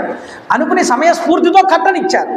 ఎప్పుడైతే కట్టారో బంధనాలన్నీ కట్టించి ఆ రోజు మొత్తం కూడా వీధుల కూడళ్ల దగ్గర వీధుల్లోనూ తిప్పుతున్నారట. మేము ఒక వానరుణ్ణి పట్టుకున్నాం గూఢాచారిని అని అతన్ని కొడుతూ బండి మీద తీసుకువెళ్తున్నారట లాక్కుని. ముందర హనుమ వెళ్తున్నారు, వెనకాల మిగతా రాక్షసులందరూ నడుచుకుంటూ వెళ్తున్నారు. వీధుల్లో నుంచి ఇళ్లల్లో నుంచి అందరూ కూడా ఆశ్చర్యంగా వచ్చి చూస్తున్నారట, వికృతమైనటువంటి శరీరాలతో ఉన్న ఈ రాక్షసులందరూ కూడా. అయితే అక్కడే ఉన్నటువంటి కొంతమంది రాక్షస స్త్రీలు చూశారు హనుమని, పరిగెత్తుకుంటూ వెళ్ళి సీతమ్మ తల్లికి చెప్పారు ఈ విషయాన్ని. అమ్మా, ఇందాక నీతో మాట్లాడాడుగా ఒక వానరం, ఆ వానరం ఈరోజు తాళ్ల చేత కట్టబడి తోకకి నిప్పంటించారు రాక్షసులు, ఊరేగిస్తున్నారు లంకాపట్టణం అంతా కూడా అని చెప్పగానే ఒక్కసారి రామచంద్ర ప్రభువు దగ్గర నుంచి విడిచిపెట్టబడి వెళ్ళిపోతూ రావణాసురుడు తీసుకుపోతున్నప్పుడు సీతమ్మ తల్లి ఎంత బాధపడిందో అంత బాధని అంటాడు వాల్మీకి మహర్షి. హనుమకంతటి పరాభవం జరిగిందని తెలియగానే. అయితే ఆవిడ అంటుంది, యద్యస్తిపతి శుశ్రూష యద్యస్తి చరితం తపః యది చాస్త్యేక పత్నీత్వం సీతోభవ హనుమత. నేను పతిసేవాపరాయణనైతే తపమాచరించినటువంటి దాన్నే అయితే ఈ యొక్క నేను నిష్కలంక పతివ్రతనే కనుక అయితే ఓ అగ్నిదేవ హనుమంతుణ్ణి చల్లగా చూడవయ్యా అని కోరుకుంది మనసులో. అంతేకాదు ఏమాత్రమైనా రామచంద్ర ప్రభువు యొక్క దయకు నోచుకున్న దాన్నైతే ఓ అగ్నిదేవ ఈ యొక్క హనుమకి చల్లగా చూడు. అంతేకాదు నా స్వామి నన్ను సచ్చీల సంపన్నగా కనుక భావించినట్లయితే, అంతేకాదు సమాగమనములకై నేను రాముడి యొక్క సమాగమనానికై 1000 కన్నులతో నేను ఎదురు చూస్తున్న దాన్నే అయితే ఓ అగ్నిహోత్రుడా హనుమ యొక్క బాలాన్ని చల్లగా చూడవయ్యా. అంతేకాదు హనుమంతుడు క్షేమాన్ని కలుగును అని ఆవిడ మనసులో ప్రతిసారి కూడా ఇలా భావన చేస్తూ ఉంటే అగ్ని యొక్క స్వరూపం చాలా సున్నితమైపోయింది. హనుమ చుట్టూరా ప్రదక్షిణపూర్వకంగా తిరిగాట అగ్నిహోత్రుడు. తిరిగి తోక మండుతోంది కానీ తోక ఎప్పుడూ కూడా మంట రావట్లేదు. హనుమకి ఆశ్చర్యపోయాడు, ఏమిట్రా తోకకి మంట వెలుగుతోంది కానీ తోక నాకు మంట కలిగించట్లేదు అగ్నిహోత్రుడు, ఏమిటిది? తీరా చూస్తే నాకేదో మంచుగుడ్డ తీసుకొచ్చి చుట్టారేమో అని అనిపిస్తున్నది నా తోకకి. ఆశ్చర్యపోయి అనుకుంటున్నాడు, ఓహో రాముడి మీద కలిగినటువంటి ఆదరం వల్ల నేను సముద్రం మీద వెళ్ళిపోతూ ఉంటే ఒక కొండే లేచింది సముద్రంలో నుంచి నాకు ఆతిథ్యం ఇవ్వడానికి. రామకార్యం మీద వస్తున్నానని నా తండ్రి గారి యొక్క స్నేహితుడైనటువంటి అగ్నిహోత్రుడు రామకార్యంలో ఉన్నటువంటి నాకు ఇబ్బంది కలిగించకూడదని ఇంత చల్లగా వండుతున్నాడేమో అనుకున్నాడు. అంతేకాదుట రాముడి తేజప్రభావాన్ని సీతాదేవి యొక్క కనికరాన్ని మనసులో తెలుసుకున్నాడు. తెలుసుకుని అనుకుంటున్నాడు, మా అమ్మ జానకీమాత పాతివ్రత్య ధర్మమే ఈరోజు నన్ను ఈ అగ్నిచేత మండింపకుండా చేస్తున్నది అనుకున్నాడు. నాకంత గొప్పవాడు లేడు, నాకు అగ్ని కూడా నన్ను మండించట్లేదు అనుకోవట్లేదు ఆయన. ఇది రామకార్యం మీద వచ్చాను కాబట్టి భగవంతుని యొక్క అనుగ్రహం నాకు ఇలా కలిగింది అనుకుంటున్నాడు. ఇప్పుడు రామకార్యం మీద వచ్చిన వాడికి కనీసం అగ్ని కూడా మంట చూపించలేదు చూడండి. కానీ రావణాసురుడు లంకని కాల్చేస్తూ ఉంటే హనుమ ఒక ఇల్లు తగలబెట్టాల్సిన అగ్నిహోత్రుడు 10 ఇళ్ళు తగలబెట్టేవాడు. అంటే పంచభూతాలు కూడా ఎవరిని అనుగ్రహిస్తాయో, పంచభూతాలు ఎవరిని వ్యతిరేకిస్తాయో మనకి రామాయణం చక్కగా చూపిస్తుంది. అంటే నలుగురికి ఉపకారం చేసేటటువంటి వాడిని, దయాస్వరూపుణ్ణి, ధర్మంగా బ్రతికేటటువంటి వాడిని పంచభూతాలు కూడా కాపాడతాయిటండి వెనకాల ఉండి. ఎవడైతే క్రూరుడో, అన్యాయపరుడో, దౌర్జన్యంగా ఉంటాడో, అధర్మం వైపు అడుగులు వేస్తాడో వాడికి పంచభూతాలు కూడా శత్రువులు అవుతాయి. ఇది చూపిస్తున్నారు మనకి సుందరకాండలో. కాబట్టి హనుమంతుడు ఇక ఇప్పటిదాకా మనం పొందినటువంటి ఈ పరాభవం చాలనుకున్నట్ట మనసు మొత్తం చూసేశాడు. ఎలా చూశాడు? చాలా లోపల నిశితంగా భద్రపరిచి ఉన్నటువంటి భూగృహాలని కూడా పరిశీలించాట. అంత రక్షణా వ్యవస్థనంతటినీ చూశాట. వెళ్ళిన తర్వాత రామచంద్ర ప్రభు అడుగుతాడు హనుమని యుద్ధకాండ ప్రారంభంలో, నాయన నువ్వు లంక యొక్క రక్షణా వ్యవస్థనంతటినీ సరిగ్గా చూసావా? చూస్తే కనుక చెప్పు. హనుమ చెప్తారండి, యుద్ధకాండలో రేపు వస్తుంది. బ్లూ ప్రింట్ అంతా చెప్పేస్తాడు. మొత్తం లంకాపట్టణం ఎక్కడి నుంచి ఎలా ఉంది, ఏ ద్వారం దగ్గర ఎంతమంది ఉన్నారు, ద్వారం దగ్గర నుంచి రక్షణా వ్యవస్థ ఎలా మొదలయ్యింది, ఇవన్నీ చెప్పుకుంటూ వస్తాడు. అంతలా నిశితంగా పరిశీలించాడు. పరిశీలించి ఇక చాలు, ఒక్కసారి అంత శరీరంతో ఉన్న హనుమ చిన్న స్వరూపంలోకి మారిపోయాడు. మారిపోతే ఏమవుతుంది? కట్టిన తాళ్ళన్నీ వదిలైపోగానే ఆకాశంలోకి ఎగిరాడు. ఎగిరి మళ్ళీ బృహద్ రూపాన్ని చూపించాడు. పర్వతాకారంలోకి మారిపోయాడు. ఆ తోరణ ద్వారం దగ్గరికి వెళ్ళి పైన నిలబడ్డాటండి.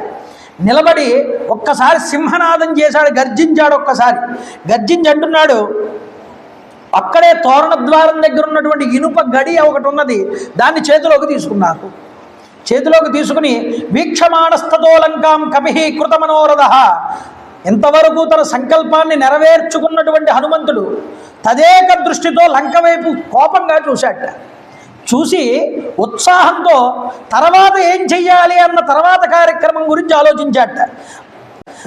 వనం తావత్ ప్రమదితం ప్రకృష్ట రాక్షసాహతాః బలైక దేశః క్షపితః శేషం దుర్గ వినాశనం.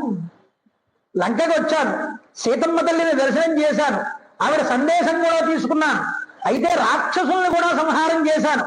ఇక రావణాసుడి అభిప్రాయం చూస్తే వాడు మాట వినేలా కనిపించట్లేదు. ఇక వీడి యొక్క దుర్గాన్ని కూడా నాశనం చేసేస్తే ఒక పని అయిపోతుంది అనుకున్నా. ఎందుకుట అంటే దుర్గా వినాశితే కర్మ భవేత్ సుఖ పరిశ్రమం. దీన్ని కనుక ఈ దుర్గాన్ని అంతటినీ కూడా కనుక నాశనం చేస్తే నా కార్యం సఫలీకృతం అవుతుంది, పూర్తవుతుంది. అంతేకాదు యోహ్యం నమలాంబూలే దీప్యతే హవ్యవాహన, ఆయన తోకను ఒక్కసారి ఇలా చూసుకున్నట్ట చేత్తో పట్టుకుని వెలిగొందిపోతుంది. అగ్నిహోత్రుడు వెలిగిపోతున్నాడు.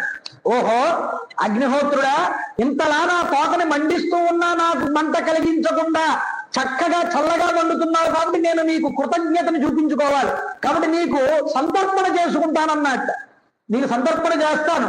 అస్య సంతర్పణం న్యాయం, కర్తుమేవీర్ గృహోత్తమై, ఈ గృహాలన్నింటినీ స్వాహా చేసుకోవయ్యా అని ఆయన బాలాన్ని పట్టుకుని ఒక్కసారి ఆకాశంలో ఎగిరాట. ఎగిరి లంకానగరం మీద ఉన్నటువంటి భవనాల మీద సంచరించాట. ఎగురుతూ సంచరిస్తూ తన బాలాన్ని ఆ భవనాలకు అంటిస్తూ పోతున్నట్ట స్వామి హనుమ. చూడండి, అవప్లుత్య మహావేగ ప్రవస్తస్య నివేశనం. ప్రహస్తుడు అనేటటువంటి మంత్రి యొక్క ఇంటి మీదకి దూకేట. ముందు వాడి అంటించాడు. అక్కడి నుంచి వజ్రదంష్ట్రుడి ఇంటి మీదకు దూకాడు. అలాగే అక్కడి నుంచి ఇంద్రజిత్ యొక్క ప్రాసాదం మీదకు దూకాడు. అక్కడి నుంచి జంబుమాలి, సుమాలి, రశ్మికేతు, సూర్యశత్రు, హస్వకర్ణ, దంస్వ, రోమశుడు, మత్తుడు, ధ్వజగ్రీవుడు, విద్యుజ్జకుడు, గోరుడు, హస్తిముఖుడు, కరాళుడు, పిశాచుడు, శోణితాక్షుడు, కుంభకర్ణుడు, మకరాక్షుడు అందరి ఇల్లు తగలబెట్టడం మొదలుపెట్టి. కానీ ఇక్కడ ఒకటి చెప్తున్నారు మాట. ఏమిటి అంటే, వర్ణయిత్వా మహాతేజ విభీషణ గృహం ప్రతి. విభీషణుడు ఇంటిని మాత్రం వదిలిపెట్టాడు. ఎందుకని? సభలో న్యాయం చెప్పాడు.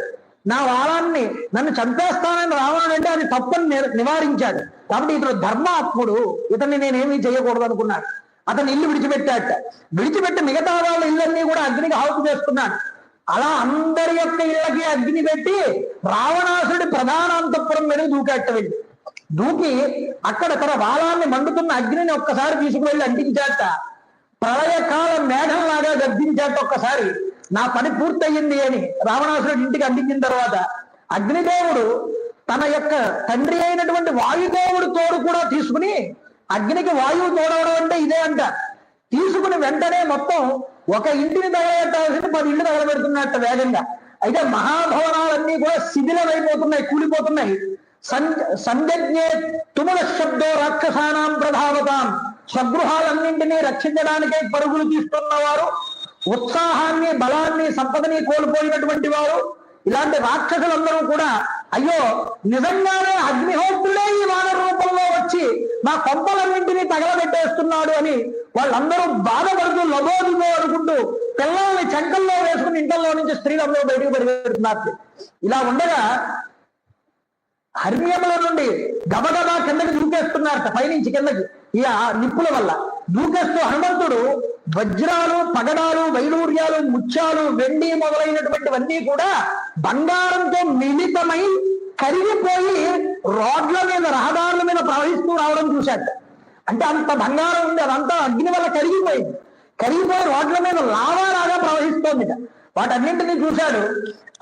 ఇక్కడ ఒక మాట చెప్తాడు వాల్మీకి మహర్షి. ఎలా ఉందంటే పరిస్థితి అక్కడ, నా అగ్ని స్తృప్యతి కాష్టానాం తృణానాం హరియోదప. అగ్ని కట్టెలతో, తృణాలతో తృప్తి పడట్లేదుట. భవనాలు కావాలంటున్నట్టు, ఇంకా కావాలంటున్నట్టు. అలాగే ఎన్ని భవనాలు దగ్ధమునర్చినా సరే ఆయనకి తృప్తి కలగట్లేదు. అలాగే హనుమంతుడికి ఆయన బాలంతో ఎన్ని భవనాలు సరే అంటిస్తున్నా సరే ఆయనకి తృప్తి అనట్లేదు. ఇంకా 4 కొంపలు తాగి అంటించాలనుకుంటున్నట్టు ఆయన. అయితే ఇంతమంది చచ్చిపోతూ భూమి మీద పడిపోతున్నారు, ఆ మంటల్లో కాలిపోయి ఎన్ని శవాలు భూమి మీద పడినా భూదేవికి తృప్తి కలగట్లేదు అన్నాడు వాల్మీకి మహర్షి. అంటే హనుమతేమో ఎన్ని భవనాలు తగలబెట్టినా తృప్తి కలగట్లేదు. అగ్నిహోత్రుడికైతే చిన్న చిన్న పుల్లలు, కట్టెలతో తృప్తి పడట్లేదుట. ఇల్లు మీకు తగలబెట్టేయాలని ఆయన అనుకుంటున్నాడు. భూదేవి ఎన్ని శవాలు పడిపోతున్నా వచ్చి ఇంకా కావాలంటున్నది భూమి. ఇలా ఉన్నది పరిస్థితి. హనుమత వేగత వానరేణ మహాత్మన. మహాత్ముడు, మహాబల పరాక్రమవంతుడైనటువంటి హనుమంతుడు ఆ లంకా నగరాన్ని అంతటినీ కూడా కాల్చివేసి లంకాపురం ప్రదగ్ధం తత్ రుద్రేణ త్రిపురం యథ. రుద్రుడు త్రిపురాసురుని సంహారం చేసినప్పుడు ఎలా కనిపించాడో అలాగా హనుమ ఈ రోజు కనిపించాడు లంకాపుర వాసులందరికీ కూడా. చూడండి, ఆదిత్య కోటి సదృశస్సు తేజ లంకాం సమస్తాం పరివార్య తిష్టాన్ శబ్దైరనేకై అశనై ప్రరూఢై భిన్నం నివాండం ప్రభభౌ మహాగ్ని. మహాగ్ని కోటి సూర్యులతో సమానమైనటువంటి తేజస్సుతో పూర్తిగా లంకంతా కూడా అగ్నిహోత్రుడు వ్యాపించేసేటండి. ఎక్కడ చూసినా పటేల్ పటేల్ అని అగ్ని కాలుతున్నటువంటి శబ్దాలన్నీ కూడా వినిపిస్తున్నాయిట.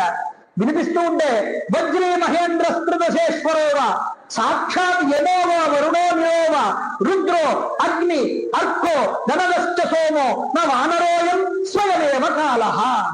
దేవతలందరికీ ప్రభు అయినటువంటి వజ్రపాణి అయినటువంటి దేవేంద్రుడే ఈ వానర రూపంలో రాలేదు కదా. లేదా యముడు వచ్చాడా, వరుణుడే ఈ రూపంలో వచ్చాడా, వాయుదేవుడే ఈ రూపంలో వచ్చాడా, రుద్రుడే ఈ రూపంలో అగ్ని రూపంలో ఇక్కడికి వచ్చాడా, లేదా కుబేరుడు గాని సూర్యుడు గాని చంద్రుడు గాని ఈ ప్రళయ రూపాన్ని పొంది ఇక్కడికి వచ్చి ఉండవచ్చు. ఎందుకంటే మా ప్రభు అందరి జోలికి వెళ్ళాడుగా. ఎవరో ఒకళ్ళు వీడి కొంప ముంచడానికి వచ్చారు ఈ రోజులా అనుకుంటున్నారు ప్రజలందరూ కూడా. అంటే ప్రభువుని తిట్టుకుంటున్నారండి, వీడి వల్లే మేము అందరం ఇంత బాధపడాల్సి వస్తున్నది అని. కాబట్టి ఇక్కడ అంటున్నారు, కిం బ్రహ్మాణ సర్వ పితామహస్య సర్వస్య ధాతుశ్చతురాననస్య ఇహాగతో వానర రూపధారి రక్షోప సంహారకర ప్రకోప. సమస్త జీవకోటిని సృష్టించేటటువంటి వాడు, పోషించేటటువంటి వాడు అయినటువంటి చతుర్ముఖ బ్రహ్మగారి యొక్క ఆగ్రహ ఆదేశ రూపమే ఈ యొక్క వానర రూపంలో ఇక్కడికి వచ్చిందా అని వాళ్ళందరూ అనుకుంటున్నారు.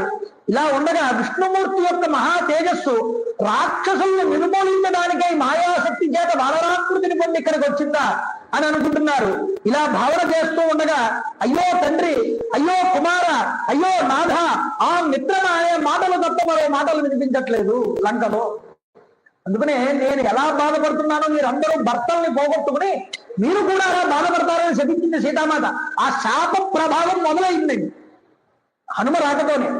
అందులోనూ త్రిజట ముందుగానే హింటించిందిగా, ఒక వానరుడు వచ్చి లంకనంతటినీ కూడా కాల్చి వెళ్ళిపోయాడు అని. కాబట్టి లంక త్రిజటను చెప్పిన మాటల్ని కూడా నిజం చేస్తున్నాడు స్వామి హనుమ ఇక్కడ. కాబట్టి హుతాసన జ్వాల సమావృతాస హత ప్రవీర పరివృత్తయోధ, హనుమంతుడి యొక్క క్రోధ ప్రభావం చేత లంకంతా కూడా నిర్జీవమైపోయిందన్నాడు వాల్మీకి మహర్షి. అగ్ని జ్వాలలు ఆవరించాయి, ప్రముఖులు వీరులైన వాళ్ళందరూ కూడా హతులయ్యారు, భటులందరూ కూడా పరిగెత్తారు దూరంగా. శాపగ్రస్తమైనటువంటి దానిగా మారిపోయింది లంకా నగరం అంతా కూడా అంటున్నాడు వాల్మీకి మహర్షి. చూడండి, మహాత్ముడైనటువంటి హనుమంతుడు గుంపులుగా ఉన్న ఈ రాక్షసులందరినీ పరిమార్చాట, బహువృక్ష శోభితమైన వనాన్ని చిన్నాభిన్నం చేశాట, రాక్షస భవనానికి అగ్నిని ఆవుతి గావించాడు. అంతా చేసేసిన తర్వాత జగామ రామం మనసా మహాత్మ, రామచంద్ర ప్రభువుని ధ్యానం చేసుకుంటూ ఒక చోట వెళ్ళి కూర్చున్నట్ట. ఇంత చేసినటువంటి ఆయన మనసులో రాముడిని తలుచుకుంటున్నాడు. చూడండి, మహామతిం వాయుసుతం వరిష్టం ప్రతిష్ఠుర్దేవ జనాశ్చ సర్వే. మారుతిని ఇంత గొప్ప ఘనకార్యం చేసి ఏమీ తెలియని వాళ్ళ కూర్చుని రామధ్యానం చేసుకుంటున్న హనుమని చూసి ఆకాశంలో ఉన్న దేవ గంధర్వ యక్ష గణాలందరూ కూడా చూసి ఆశ్చర్యచకితులై గొప్ప కార్యాన్ని చేశాడు హనుమ ఈ రోజుని వేణోళ్ళ కొనియాడితే ఆయన ప్రళయాగ్ని కాలాగ్ని స్వరూపుడుగా భావించి భయభ్రాంతుల్ని గురి చేశాడు అక్కడ లంకలో ఉన్నటువంటి వాళ్ళందరినీ కూడా. అయితే ఆనందించిన వాళ్ళు ఎవరు? దేవతలు, గంధర్వులు, యక్షులు, పక్షి జాతికి చెందిన వాళ్ళు. ఎందుకంటే రావణాసురుడి వాళ్ళు ఇబ్బంది పడని వాళ్ళు ఎవరూ లేరు, అందరూ ఇబ్బంది పడ్డారు. వీళ్ళందరూ అమ్మయ్య ఈ రోజు లంకకి చేటు అనేటటువంటిది ఏర్పడింది, మేమందరము కూడా ఇంకా గాలి పీల్చుకోవచ్చు అనే స్థితికి వాళ్ళందరూ ఆనందిస్తున్నారు.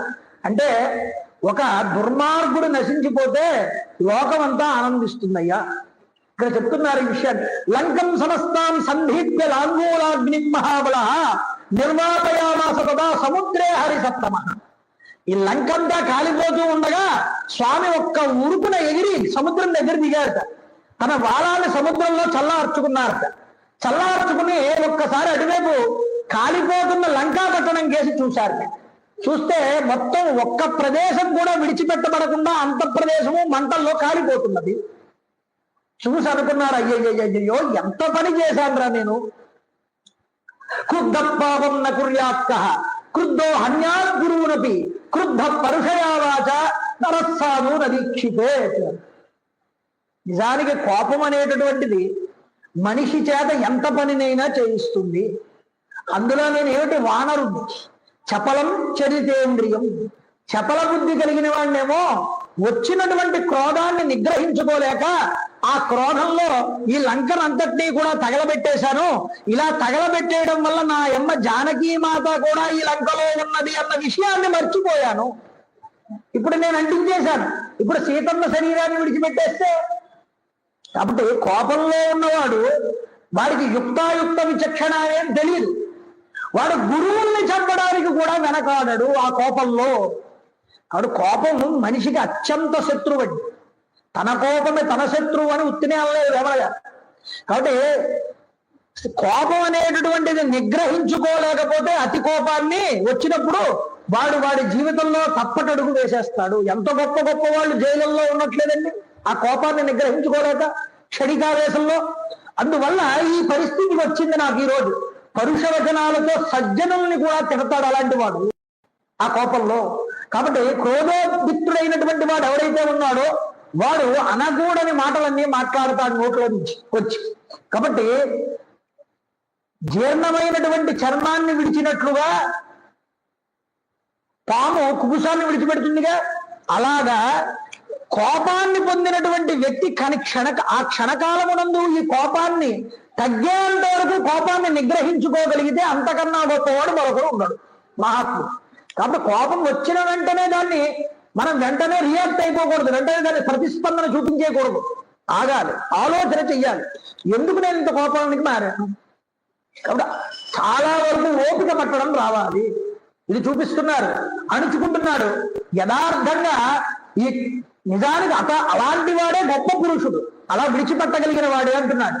దిగస్తు మాం సుదుర్బుద్ధ్యం నిర్లజ్జం పాపకృతం. నేను అంత బుద్ధిహీనున్నో కదా అనుకున్నాడు. అనుకుని ఎంత సిగ్గులేని వాడిని, ఎంతటి పాపానికి నేను ఒడిగట్టాను ఈరోజు అనుకుంటున్నాడు. అనుకుని సీతాదేవిని ఆలోచన చేస్తూ ఏమైపోయిందానని, నా కార్యం అంతా భంగం అయిపోయిందేమో ఈ రోజు అనుకుంటున్నాడు. సీతాదేవి చనిపోతే ఈ మంటల్లో పడి రాముడి దగ్గరికి వెళ్ళి నేను ఏ మొహం చేట్టు చూపించుకొని వెళ్ళి నా మీద ఎంతో ఆశలు పెట్టుకున్నారు అవతల కట్టున వానరులందరూ, వాళ్ళకేం సమాధానం చెప్పను. రాముడు చనిపోతే సీతమ్మది లేదని లక్ష్మణుడు ఉన్నాడు, భరతుడు ఉన్నాడు, శత్రుఘ్నుడు ఉన్నాడు, కౌసల్యాకైకేయి ఉన్నాడు, అయోధ్య ప్రజలున్నారు, మాట ఇచ్చి నిలుపుకోనందుకు సుగ్రీవుడు ఉన్నాడు. వీళ్ళందరి చావుకు నేను కారణమవుతా. ఎంత పని వచ్చిందబ్బా! రాజస్వభావం ఎంత చెడ్డది. అందుకనే రజోగుణం మనిషికి ఉండకూడదు. ఇది అదుపు లేనిది, చంచలమైనది. రజోగుణాత్మకమైన ఆగ్రహం వల్ల నేను ఈ రోజు సీతమ్మని రక్షించలేకపోయాను, బాధపడ్డాను. ఇంతమంది ఆత్మీయుల ప్రాణ నష్టానికి నేను కారకుణ్ణి కాకూడదు అనుకున్నాడు. ధర్మార్థ ఫలాలని కోల్పోయాను అనుకున్నాడు. అయితే ఇలా బాధపడుతూ ఉంటేటండి హనుమంతుల వారు ఒక్కసారి మంచి శుభశకునాలన్నీ కనిపించాయిట స్వామి హనుమతి. అయితే ఎప్పుడు ఇది వరకు చూడని శుభశకునాలన్నీ కనిపిస్తున్నాయేమిటి అని అనుకున్నట్ట. అయితే వెంటనే అనుకున్నట్ట, సీతాదేవి మంగళస్వరూపిణి, నిజానికి సర్వాంగ సుందరి, ఆవిడ దివ్య తేజస్సు ఆవిడ్ని రక్షిస్తుంది. అంతేకాదు అగ్ని దహిస్తుందా ఎక్కడైనా? మా అమ్మ అగ్ని, ఆవిడ పాతివ్రత్య ధర్మమే ఆవిడ యొక్క అగ్ని. ఆ అగ్నిహోత్రాన్ని అగ్నిహోత్రం దహించలేదు అనుకున్నట్ట. కాబట్టి ఆవిడ నశించి ఉండదు. సీతాదేవి ధర్మస్వరూపురాలు, మిక్కిలి తేజస్సాలి, అందున రాముడు యొక్క భార్య. అందువల్ల ఎవడు ధర్మాత్ముడై ఉంటాడో వాడి జోలికి అగ్ని రాదుతాడు. అగ్నిహోత్రుడు అంత దూరం నుండే వెళ్ళిపోతాడు కానీ వాడిని ఇబ్బంది పెట్టడు. అగ్నిహోత్రుడు ఎవరిని ఇబ్బంది పెడతాడు అంటే, ధర్మానికి లుప్తం చేసిన వాడు ఎవడైతే ఉంటాడో, ధర్మాన్ని పాడు చేసేవాడు ఎవడైతే ఉంటాడో వాడిని పట్టుకుంటాడు అగ్ని. రాజు వాడిని పట్టుకుంటాడు, దొంగ వాడిని పట్టుకుంటాడు. ఇది గుర్తుపెట్టుకోండి మీరు. కాబట్టి ఈ జగత్తునందు దేన్నైనా దహించి వేయగలిగేటటువంటి అగ్ని శ్రీరామచంద్ర ప్రభు వారి ప్రభావం చేత, సీతాదేవి యొక్క పుణ్య పరిపాకం చేత నన్నే దహించలేదు కదా. అలాంటిది ఆ అమ్మని ఎలా దహిస్తుందని నేను అనుకుంటాను. కాబట్టి ఇది ఏ విధంగా కూడా దహించి వెయ్యదు అనుకున్నట్ట మనసులో. ఇలా అనుకుంటూ ఉంటే ఆకాశంలో కొంతమంది చారణులు మాట్లాడుకుంటున్నారు. ఆ మాటలు స్వామి హనుమకి వినిపించాయి. నిజంగా ఎంతటి దుష్కరమైన కార్యం చేశాడు స్వామి హనుమ ఈరోజు. ఇంత గొప్పగా లంకాపట్టణాన్ని అంతటి అంటించేసినా ఆ పాతివ్రత్య ధర్మాన్ని పొంది ఉన్నటువంటి సీతాదేవి మాత్రం దగ్ధం కాలేదు అని వాళ్ళు అనుకుంటూ ఉంటే ఆ మాట విని ఆనందించాట. అమృతతుల్యమైనటువంటి ఈ వచనాలు హనుమంతుడు విని తన మనస్సు వెంటనే పరమానందాన్ని పొందింది. సీతాదేవికి ఎలాంటి ప్రమాదం జరగలేదని తెలుసుకుని వెంటనే అమ్మవారి దగ్గరికి వెళ్ళాడు. వెళ్ళగానే, అమ్మా దైవానుగ్రహం చేత నిన్ను మళ్ళీ వచ్చి తిరిగి చూడగలిగాను అని ఆనందించి నమస్కారం చేశాడు. నువ్వు సురక్షితంగా ఉండడం అనేటటువంటిది నాకు మనస్సుకు ఆనందాన్ని కలిగించిందన్నాడు. నాయన ఇంకొక రోజు ఇక్కడ ఉండు నాయన అన్నది సీతమ్మ తల్లి. గరుత్మంతుడు, వాయుదేవుడు, నీకు తప్ప ఇంతటి సముద్రాన్ని దాటగలిగిన మునగాళ్ళు మరొకళ్ళు ఉంటారని నేను అనుకోవట్లేదు. నువ్వు కనీసం ఇక్కడ ఉంటే ఈ క్షణకాలమైనా నాకు ఈ యొక్క దుఃఖం అనేది దూరం అవుతుంది అని చెప్తే, అమ్మ కంగారు పడవద్దు, నేను వెళ్తాను, రాముడికి చెప్పాల్సిందంతా నేను చెప్తాను, నువ్వు ఇక్కడ ఉన్నావని సంగతి రాముడికి తెలియగానే వానర బల్లూకాలతో కూడినటువంటి సుగ్రీవుడితో పరివేష్టించబడి ఉన్నటువంటి రామచంద్ర ప్రభు దర్శనం నీకు అచిర కాలంలోనే జరుగుతుందమ్మా, నువ్వు కంగారు పడక్కర్లేదు, నన్ను వెళ్ళనివ్వమన్నాడు అని నమస్కారం చేసి ఇక్కడ ప్రముఖులైన రాక్షసుల్ని హతమార్చి నేను రామభంటును, నా పేరు హనుమంతుడు అని ఎలుగెత్తి చాటాడు. ఒక్కసారి స్వామి హనుమ చాటి వైదేహి తల్లికి ఊరట కూర్చాడు. ఊర్చి రావణాసురుడి మధాన్ని అణిచాడు. అణిచి భయంకరమైన తన బలాన్ని ఒక్కసారి అందరికీ రుచి చూపించాడు. రావణాసురుడి సైన్యంలో 25% సైన్యాన్ని అప్పటికే అతను మట్టుబెట్టాడు. మట్టుబెట్టి సాగరం మీదుగా ఇక దూకి అవతల వైపుకు వెళ్ళాలని అనుకున్నట్ట. అనుకుని అక్కడే హరిష్టము అనేటటువంటి ఒక పర్వతం ఉన్నది. ఆ హరిష్టం అనేటటువంటి పర్వతం మీదకి వెళ్ళి నిలబడ్డాడు. 10 శిఖరాలతో బాసిల్లుతూ ఉంటుంది ఆ పర్వతం. ఆ పర్వతం మీద నిలబడి తన శరీరాన్ని పెంచాటండి. పెంచితే ఇతడి యొక్క పాద ధాటికి ఆ పర్వతం అంతా కూడా కిందకి నొక్కుకుపోయిందిట. నొక్కుకుపోవడమే కాదు, భూమితో సమానం అయిపోయింది పర్వతం అన్నాడు వాల్మీకి. అంత గట్టిగా అగ్ని పట్టి ఒక్కసారి ఆకాశంలోకి లేచాడు స్వామి హనుమ. అమ్మని ఓదార్చి వెళ్ళి వస్తానని చెప్పి వేగంగా సముద్రం మీద వెళ్ళిపోతున్నాడు. వెళ్ళిపోతూ ఉండగా మైనాక పర్వతం కనిపించింది. మళ్ళీ ఆ మైనాక పర్వతానికి మళ్ళీ హృదయపూర్వకంగా ఒక్కసారి స్పృశించాడు. స్పృశించి నేను వెళ్ళి వస్తున్నానని చెప్పాడు. వెళ్ళిపోతూ ఉండగా అక్కడే హనుమంతుడు దూరం నుంచే ఈ వానర సైన్యం అందరూ ఒంటికాలు మీద నిలబడి నమస్కారం చేస్తూ హనుమని తలుచుకుంటూ ఉన్న వాళ్ళందరినీ చూశాట. చూసి ఒక్కసారి తోకని పైకెత్తి ఒక్కసారి విజయకేతనాన్ని ఎగరవేశాట. ఎగరవేసి సింహనాదం చేశాట. ఈ సింహనాదం చేయగానే జాంబవంతుడు అన్నట్ట మిగతా వాళ్ళందరినీ దగ్గరికి పిలిచాట. ఆయన అదిగో వస్తున్నాడు హనుమే అనుకుంటున్నాను, తన యొక్క వాలాన్ని పైకెత్తి ఊపుతున్నాడు, జయఘోష కింద అరుస్తున్నాడు గట్టిగా. తన విషయంలో సఫలీకృతుడు కాకపోతే స్వామి హనుమ ఇలా చెయ్యడు అన్నాడు. కాబట్టి వాళ్ళందరూ అత్యుత్సాహంగా ఉన్నారు. ఎప్పుడు స్వామి హనుమ వస్తాడా అని ఎదురు చూస్తున్నారు. ఇలా ఎదురు చూస్తూ ఉండగా దగ్గర సమీపానికి వచ్చాడండి. వస్తూ అంటున్నాడు, చూడండి ఇక్కడ సాభ్యాం పూజిత పూజ్య కవిదీష్ట ప్రసాదిత దృష్ట్యాదే వానరస్సర్వే వస్తు ప్రాంజలయస్తథా. హనుమంతుడు భూమిపైకి ఇలా దిగుతున్నట్ట, ఇంకా కిందకి కూడా దిగలేదుట. అలా గాలిలోనే ఉన్నంతనే వీళ్ళందరూ ప్రాణాలన్నీ గుప్పెట్లో పెట్టుకుని చూస్తున్నారు. ఏం చెప్తాడు హనుమ, ఏం చెప్తాడు హనుమ అని. అయితే సీతమ్మ అని అన్న తర్వాత ఎక్కడ చూశానో చూడలేదో అన్న టెన్షన్ లో, సీతమ్మ అన్న తర్వాత ఏం చెప్తాడనే టెన్షన్ లో గుండె అయిపోయేలా ఉంది వానరులందరికీ. కాబట్టి ముందు వీళ్ళందరినీ స్వాంతరపరచాలనుకున్నట్ట. అనుకున్న దృష్టి అయితే చూశాను నేను అన్నట్టు ముందు మాట ఉపయోగించడమే నేను అలా వాడాడు స్వామి హనుమ. ఎందుకంటే వీళ్ళందరూ టెన్షన్ తో పోయేలా ఉన్నారు. ముందు వీళ్ళందరినీ కాస్త స్వాంతనపరచాలని. కాబట్టి దృష్టివేదే వానరస్సర్వే త్రస్తు ప్రాంజలయస్తథా. వాళ్ళందరికీ అంజలి ఘటించి స్వామి హనుమ అక్కడికి దిగాడు. వాళ్ళందరూ స్వాగతం చెప్పారు స్వామి హనుమకి. చెప్పి అంటున్నాడు, నేను దృష్ట్వా సీతేతి విక్రాంత సంక్షేపేనం నివేదయతు. నేను కనుగొంటిని సీతమ్మను అని చెప్పాడు. చెప్పగానే వాళ్ళందరూ కూడా ఎగిరి పనిచేశారట. ఒక్కొక్కడు కొండ శిఖరం మీదకి ఎక్కి కిందకి దూకాట, ఒకడు చెట్టు మీదకి ఎక్కి కిందకు దూకాట, ఒకడు స్వామివారికి ఫలాలు తీసుకొచ్చి ఇచ్చాట, ఒకడు తీసుకొచ్చి తేలిచ్చాట, స్వామివారికి కొంచెం ఆసనం వేసి కూర్చోబెట్టారు కొంతమంది తీసుకొచ్చి. ఆహా, మా పరువు అంతా నిలబెట్టావయ్యా, ఈ రోజు మా ప్రాణాలను నిలిపావు నువ్వు స్వామి హనుమ. ఒక పెద్ద క్యాడర్ ఇచ్చారు స్వామి హనుమకి. అందరూ కూడా సపర్యలు చేస్తున్నారు. ఒక చోట కూర్చోబెట్టారు. అయ్యా, అసలు విశేషాలన్నీ చెప్పు, ఎలా వెళ్ళావు, సీతమ్మని ఎలా చూసావు, ఎక్కడ చూసావు, ఈ విషయాలన్నీ చెప్పమన్నారు. ఈ యొక్క మహేంద్రగిరి పర్వతం దగ్గర నమస్కారం చేసి రాముడికి నేను బయలుదేరిన తర్వాత నాకు ఇన్ని విషయాలు ఎదురయ్యాయి. అయితే సీతమ్మ తల్లిని లంకనంతా వెతికినా కనిపించలేదు. ఆఖరికి అశోకవనంలో నాకు సీతమ్మ దర్శనం జరిగింది. నియమవంతురాలై నిరంతరం భర్త మీదే తన దృష్టిని నింపుకుని ఉన్నది, కానీ ఇక ఆవిడికి మరో దృష్టి లేదన్నాడు. అంతేకాదు ఆవిడ ఇక 1 మాసం మాత్రమే బ్రతుకుతానని అంటున్నది. రావణాసురుడు 1 మాసం మాత్రమే గడువు పెట్టాడు. కాబట్టి ఆవిడ నిరీక్షిస్తూ ఉన్నది, ఆవిడ ఎవరైనా కాపాడతారానని. కాబట్టి నేను ఆవిడ యొక్క సందేశాన్ని అంతటినీ తీసుకుని వచ్చాను. నాకైతే ఏమనిపిస్తున్నది అంటే, ఇప్పుడు ఉన్న పరంగా సీతాదేవిని మనం అందరము కూడా తీసుకుని రావడమే ఉత్తమమేమోనని నాకు అనిపిస్తున్నది అన్న. ఎందుకు అంటే ఇక్కడే జాంబవంతుడు ఉన్నాడు, మహాశక్తి సంపన్నుడు, మైంద ద్వివిధులు ఉన్నారు, అలాగే నలుడు ఉన్నాడు. వీళ్ళందరూ కూడా మహాశక్తి సంపన్నులు. అంగదుడు అంతటి వాడు మరో పరాక్రమవంతుడు నాకు ఇంకోటి కనిపించట్లేదన్నాడు. మనందరం కూడుకుంటే చాలు, మనం సీతమ్మ తల్లిని తీసుకువచ్చేయచ్చు.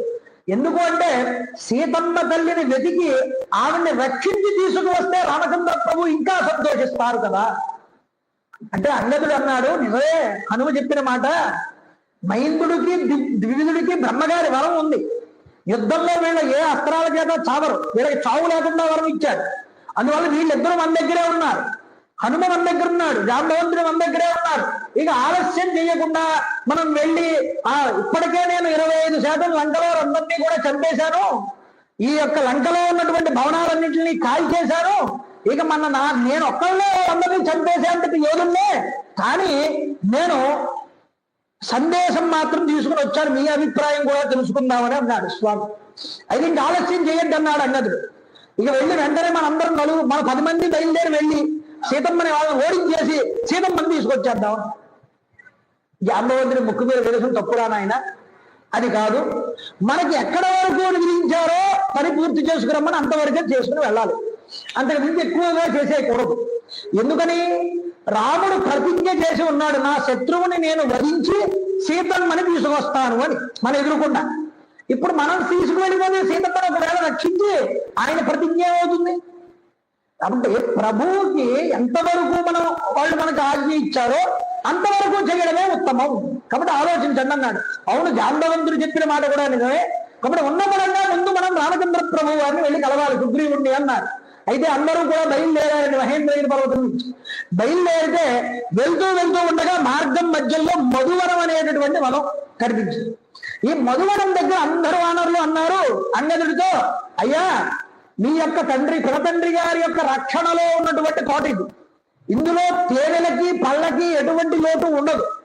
దీనిని సుగ్రీవుడి యొక్క మేనమామ అయినటువంటి దధీముకుడు అనేటటువంటి వానరుడు పరిపాలనిస్తున్నాడు, దీన్ని కాపాడుతున్నాడు, రక్షకుడుగా ఉన్నాడు. కాబట్టి ఇప్పుడు కనుక నువ్వు యువరాజువు కాబట్టి అనుజ్ఞ ఇస్తే మేమందరం కాస్త చిన్న పార్టీ చేసుకుంటాం. మరి హనుమంతుడు విజయం సాధించాడు కదా, ఈ బ్యాచులర్ పార్టీలు అప్పటి నుంచి ఉన్నాయండి. కాబట్టి చూడండి, మేమందరం కాస్త పార్టీ చేసుకుంటామన్నారు. పార్టీ చేసుకుంటామంటే సరే ఇంకా మీ ఇష్టం అన్నాడు అంగదుడు.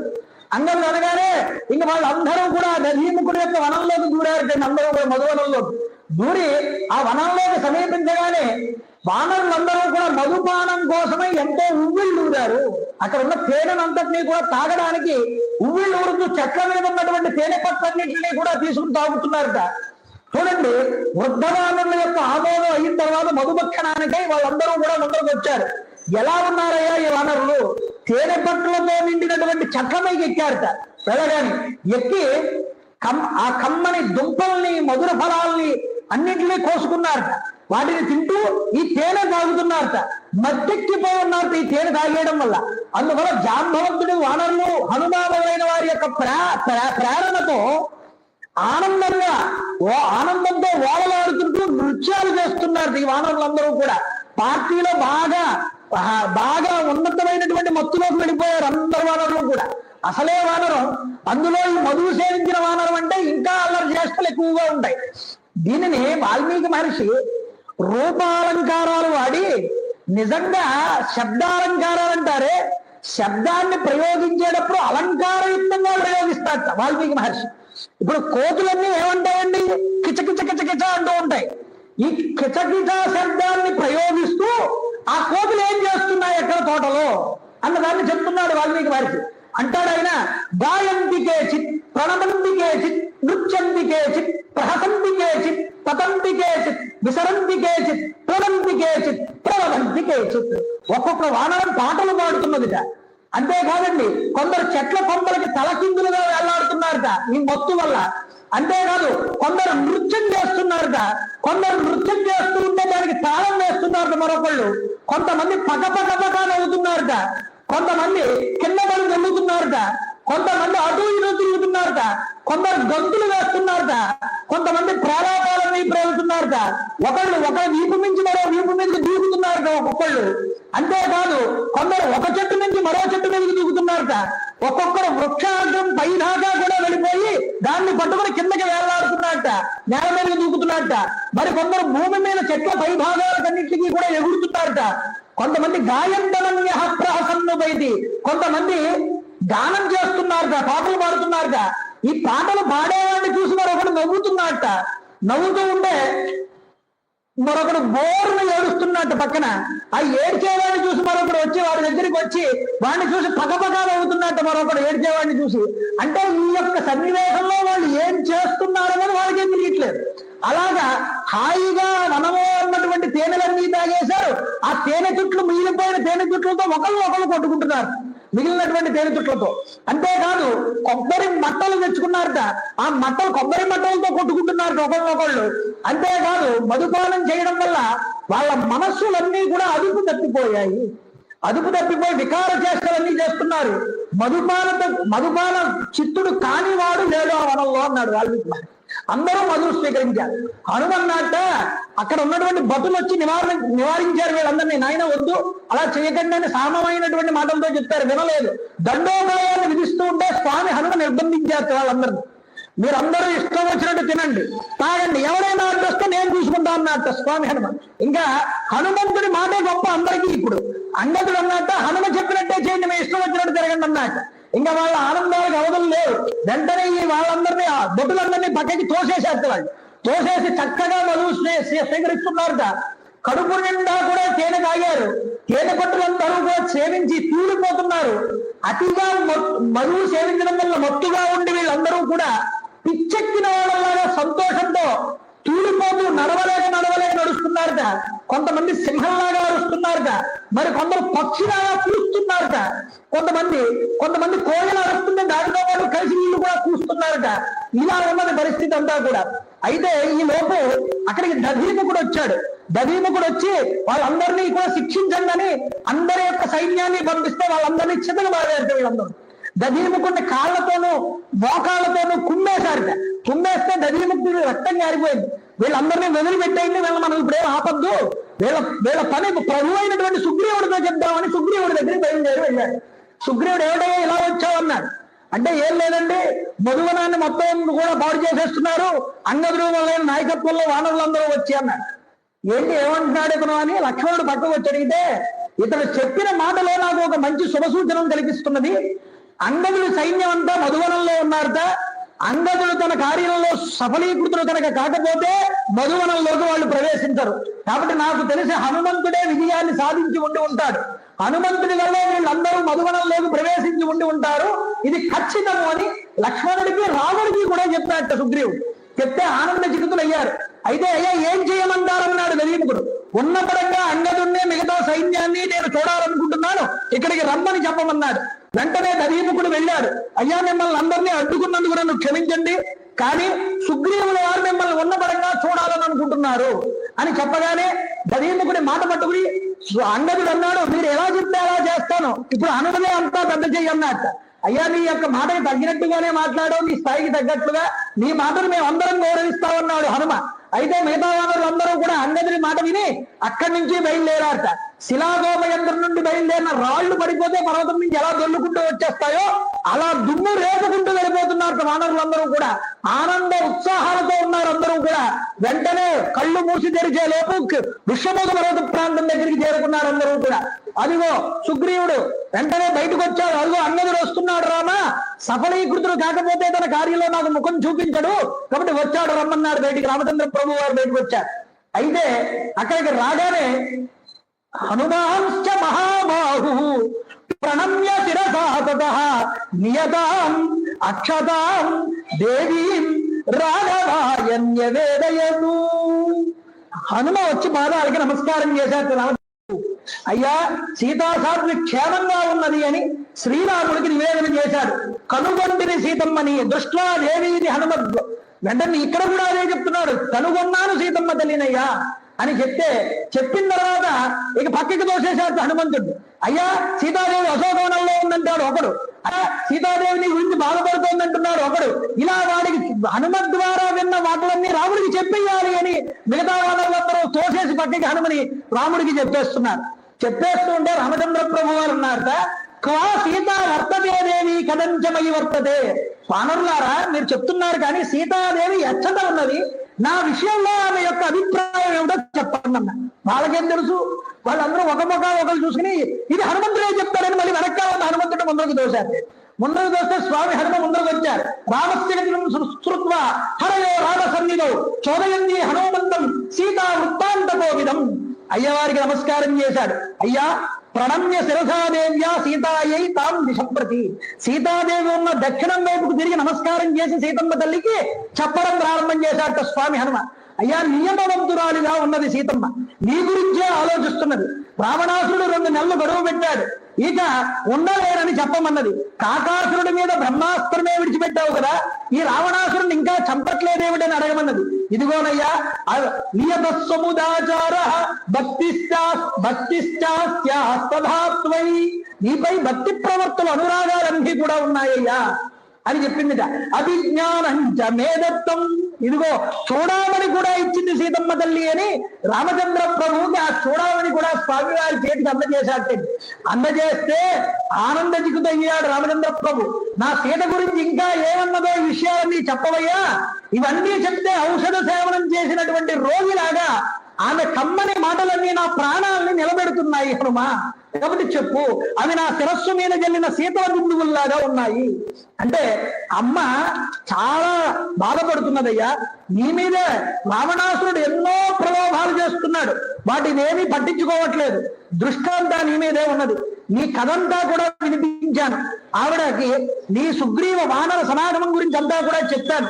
అయ్యా నువ్వు తప్ప అందరూ వచ్చే వాళ్ళ నాకు కనిపించట్లేదని అంటే మద్వితిష్టాస్త తుల్యాస్త పంతిపుత్రవనవుక సహా మత్త ప్రచార కశ్చిన్నాస్తి సుగ్రీవ సన్నిధో.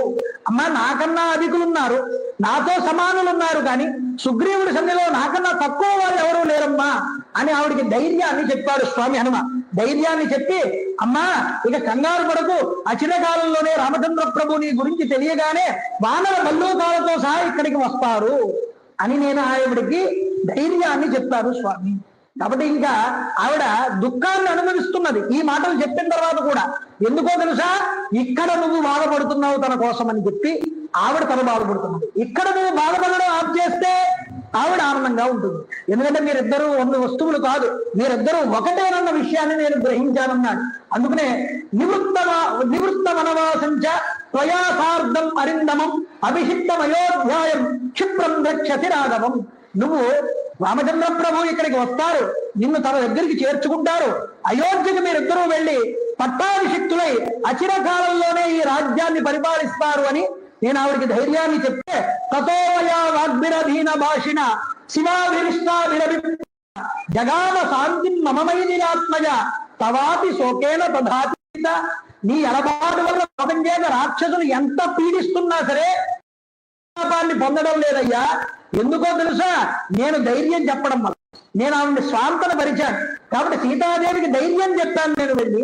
కాబట్టి నా తల్లి మైథిలీదేవికి నేను నీ బలపరాక్రమాల గురించి కూడా తెలిపాను, ఆమెను తృప్తి చెందించాను, శుభసూచకమైనటువంటి వచనాలతో ఆమెను ఓదార్చాను, ప్రసన్నురాల్ని గావించుకున్నాను. కాబట్టి అప్పుడు నా సమక్షమునందు సీతమ్మ తల్లి శాంతిని పొందింది.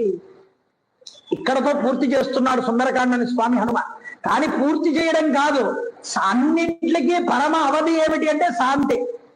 శాంతి కన్నా గొప్పది మరొకటి లేదు. అందువల్లే మనిషి ఎంతలా వ్యగ్రతలో ఉన్నా సరే వాడికి శాంతి అనేటటువంటిది లేకపోతే వాడు జీవితంలో కృతకృత్యుడు కాలేడు. బట్ ఎంత డబ్బున్నా వాడికి దానివల్ల ఉపయోగం ఉండదు.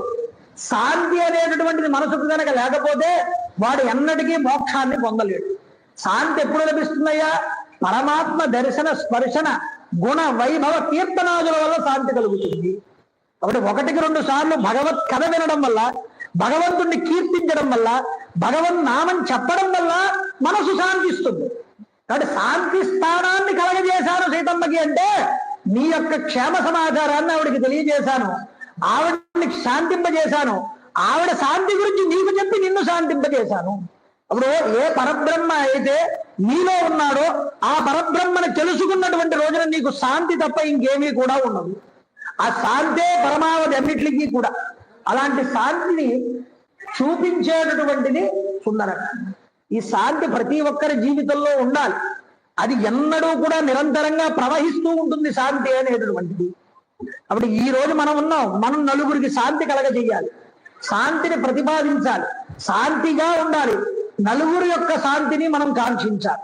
అంటే వాళ్ళ పక్క మనం ప్రశాంతంగా ఉండడం కాదు, మన పక్కవారు కూడా మన వల్ల ప్రశాంతంగా ఉండాలి. అలా బ్రతికిన రోజున సుందరకాండ ఎన్నడూ కొనసాగుతూనే ఉంటుందయ్యా.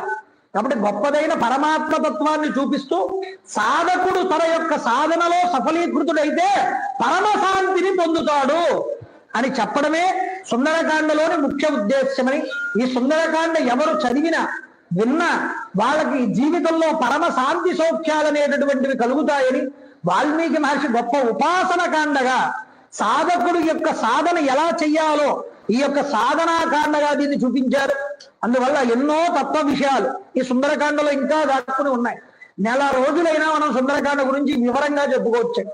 కానీ ఏకశబ్ద సమ్యక్ జ్ఞాత సృష్ట ప్రయుక్త స్వర్గే లోకే కామదుర్భవతి నమ్మి చెప్పుకున్న ఒక్క శ్లోకమైనా దాన్ని మనం ఆచరణాత్మకం చేసుకుని అనుభవైక వైద్యం తెచ్చుకున్నటువంటి రోజున అది మన జీవితానికి ఒక సాఫల్యతని ఏర్పాటు చేస్తుంది. కాబట్టి ఇంత పురాణం చెప్పిన తర్వాత కూడా మన బ్రతుకు కిందే బ్రతుకుతాం మారవు అంటే మాత్రం దానివల్ల ఎటువంటి ఉపయోగము ఉండదండి. కాబట్టి ఒక్క శ్లోకం విన్నా, ఒక్క మాట విన్నా పరమాత్మ గురించి ఎంతో కొంత నీలో మార్పు వచ్చిన రోజున దానివల్ల మనకి ఒక సార్థకత అనేటటువంటిది చేకూరుతుంది. అంత గొప్ప సుందరకాండ 7 రోజులుగా ఇక్కడ పూర్తయింది. ఇక రేపటి నుంచి ఇక్కడ యుద్ధకాండ ప్రారంభమవుతుంది. 8 రోజులతో ఈ రామాయణ ప్రవచనాలన్నీ పూర్తవుతాయి. ఈ 8 రోజులు కూడా వినియోగించుకోండి. చక్కగా ఆ సీతారామ కళ్యాణంలో కూడా పాలు పంచుకోండి అందరూ కూడా. అయితే ఈ 5 రోజులు బట్టి కూడా చక్కగా ఈ యొక్క చిన్నయ్య గారి యొక్క తల్లిదండ్రుల పేరు మీదుగా ఆ నారాయణరావు గారు కూడా ఆయన రామసేవ యందు ముందడుగు వేసేవారు. అదే లక్షణం చిన్నయ్య గారికి కూడా వచ్చింది. రాముడి కోసం ఏది చెయ్యాలన్నా వేగారు, ముందడుగు వేస్తారు తప్ప. అలాగే వారి తల్లి గారు మహాత్మురాలు, ఆవిడ కాశీక్షేత్రంలో ముక్తి పొందినటువంటి మహాసాధ్వి. అందువల్ల వాళ్ళిద్దరి పేరు మీదుగా కూడా ఇక్కడ జరగడం చాలా గొప్ప విశేషమని నేను భావన చేస్తున్నాను. ఎందుకంటే అలా చెయ్యడం గొప్ప ఒక విషయం. కొడుకుగా ఆ తల్లిదండ్రులకి నివేదనగా ఈ అంజలి ఘటించేటటువంటి విధానం ఉన్నదే, ఆసక్తి ఉన్నదే, ఇది శ్లాఘనీయం. కాబట్టి ఎంత డబ్బు ఉన్నా అది మనతో రాదు. మన పితృదేవతల రుణాన్ని ఎలా తీర్చుకోవాలన్న దాంట్లో ఇది ఒక భాగమైనప్పుడు మాతాపితృల్ని మనం తలుచుకుని చేసేటటువంటి వందనానికి శాశ్వతమైనటువంటి స్థితి ఏర్పడుతుంది. కాబట్టి ఇలా తలుచుకున్నటువంటి రోజున వాళ్ళని సభా ప్రాంగణంలో రామాయణ ప్రవచనంలో వాళ్ళని తలుచుకోవడం అంటే సాధారణ విషయం కాదండి. కాబట్టి మీరు ఏమంటే వాళ్ళ తల్లిదండ్రులైనా కాదు, ఇంత గొప్పగా రామాయణ శ్రవణం చేస్తూ మన తల్లిదండ్రులు కూడా మనం మనసులో తలుచుకుంటే వాళ్ళు కూడా ఎక్కడున్నా ఆనందిస్తారు. నా యొక్క కుటుంబంలో ఒక్కడు ఇలా సంపూర్ణంగా రామాయణం విని మమ్మల్ని తరింపజేస్తున్నాడు అని చెప్పడానికి. అంత గొప్పదైనటువంటి రామాయణం సుందరకాండ చక్కగా అదృష్టంగా మీరందరూ వచ్చి విన్నారు, మమ్మల్ని కృతకృత్యులు చేశారు. అందున ఈ రోజు అమెరికా వాస్తవ్యులు ఆ యొక్క అనంత్ గారు, వారి ధర్మపత్ని శాంతి గారు కూడా, శాంతి గారి తల్లి గారి ఆబ్దీకం ఈ రోజు ఆవిడ యొక్క తిథిని పురస్కరింపజేసుకుని ఆవిడని మనసులో జయలక్ష్మి గారిని తలుచుకుంటూ ఇక్కడ వచ్చినటువంటి వాళ్ళందరికీ కూడా కాస్త ఆ రామప్రసాదాన్ని అందించండి అని వాళ్ళు చెప్పడం ద్వారా ఇక్కడ వచ్చిన వాళ్ళందరికీ నారాయణ సేవను ఏర్పాటు చేయడం జరిగింది. మీరు చక్కగా నేను చెప్తాను రామనామాన్ని, మీరందరూ కూడా చెప్పండి. చెప్పి ఆ తరువాత ఆ ప్రసాదాన్ని తీసుకుని అందరూ కూడా వెళ్ళవలసిందిగా కోరుతున్నాను. శ్రీరామ జయ రామ జయ జయ రామ, శ్రీరామ జయ రామ జయ జయ రామ, శ్రీరామ జయ రామ జయ జయ రామ, సీతారామ హనుమంత రామ సీతా హనుమంత, సీతారామ హనుమంత రామ సీతా హనుమంత, సీతారామ హనుమంత రామ సీతా హనుమంత, శ్రీరామ జయ రామ కోదండ రామ శ్రీరామ జయ రామ కోదండ రామ శ్రీరామ జయ రామ కోదండ రామ రామ్ రామాయ నమః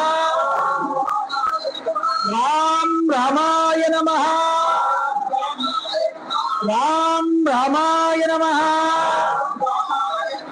జై శ్రీరామ్ జై శ్రీరామ్ జై శ్రీరామ్ జై శ్రీరామ్ జై శ్రీరామ్ సీతారామచంద్ర ప్రభుకి సీతారామచంద్ర ప్రభుకి సీతారామచంద్ర ప్రభుకి రామభక్త హనుమాన్ కి రామభక్త హనుమాన్ కి రామభక్త హనుమాన్ కి జయ జయ శంకర హర హర శంకర జయ జయ శంకర హర హర శంకర జయ జయ శంకర హర హర శంకర జయ జయ శంకర కామకోటి శంకర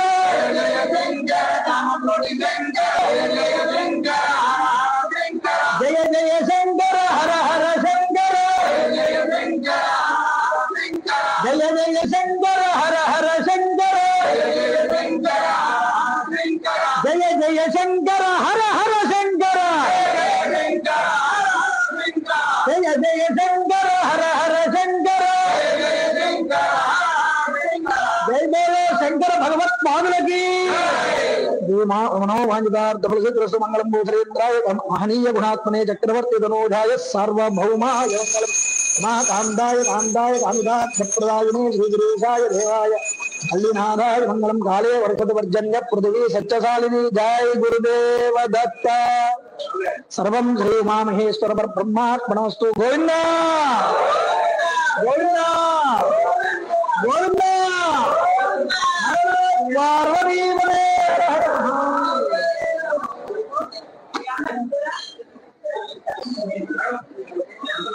వనం తావత్ ప్రమదితం ప్రకృష్ట రాక్షసాహతాః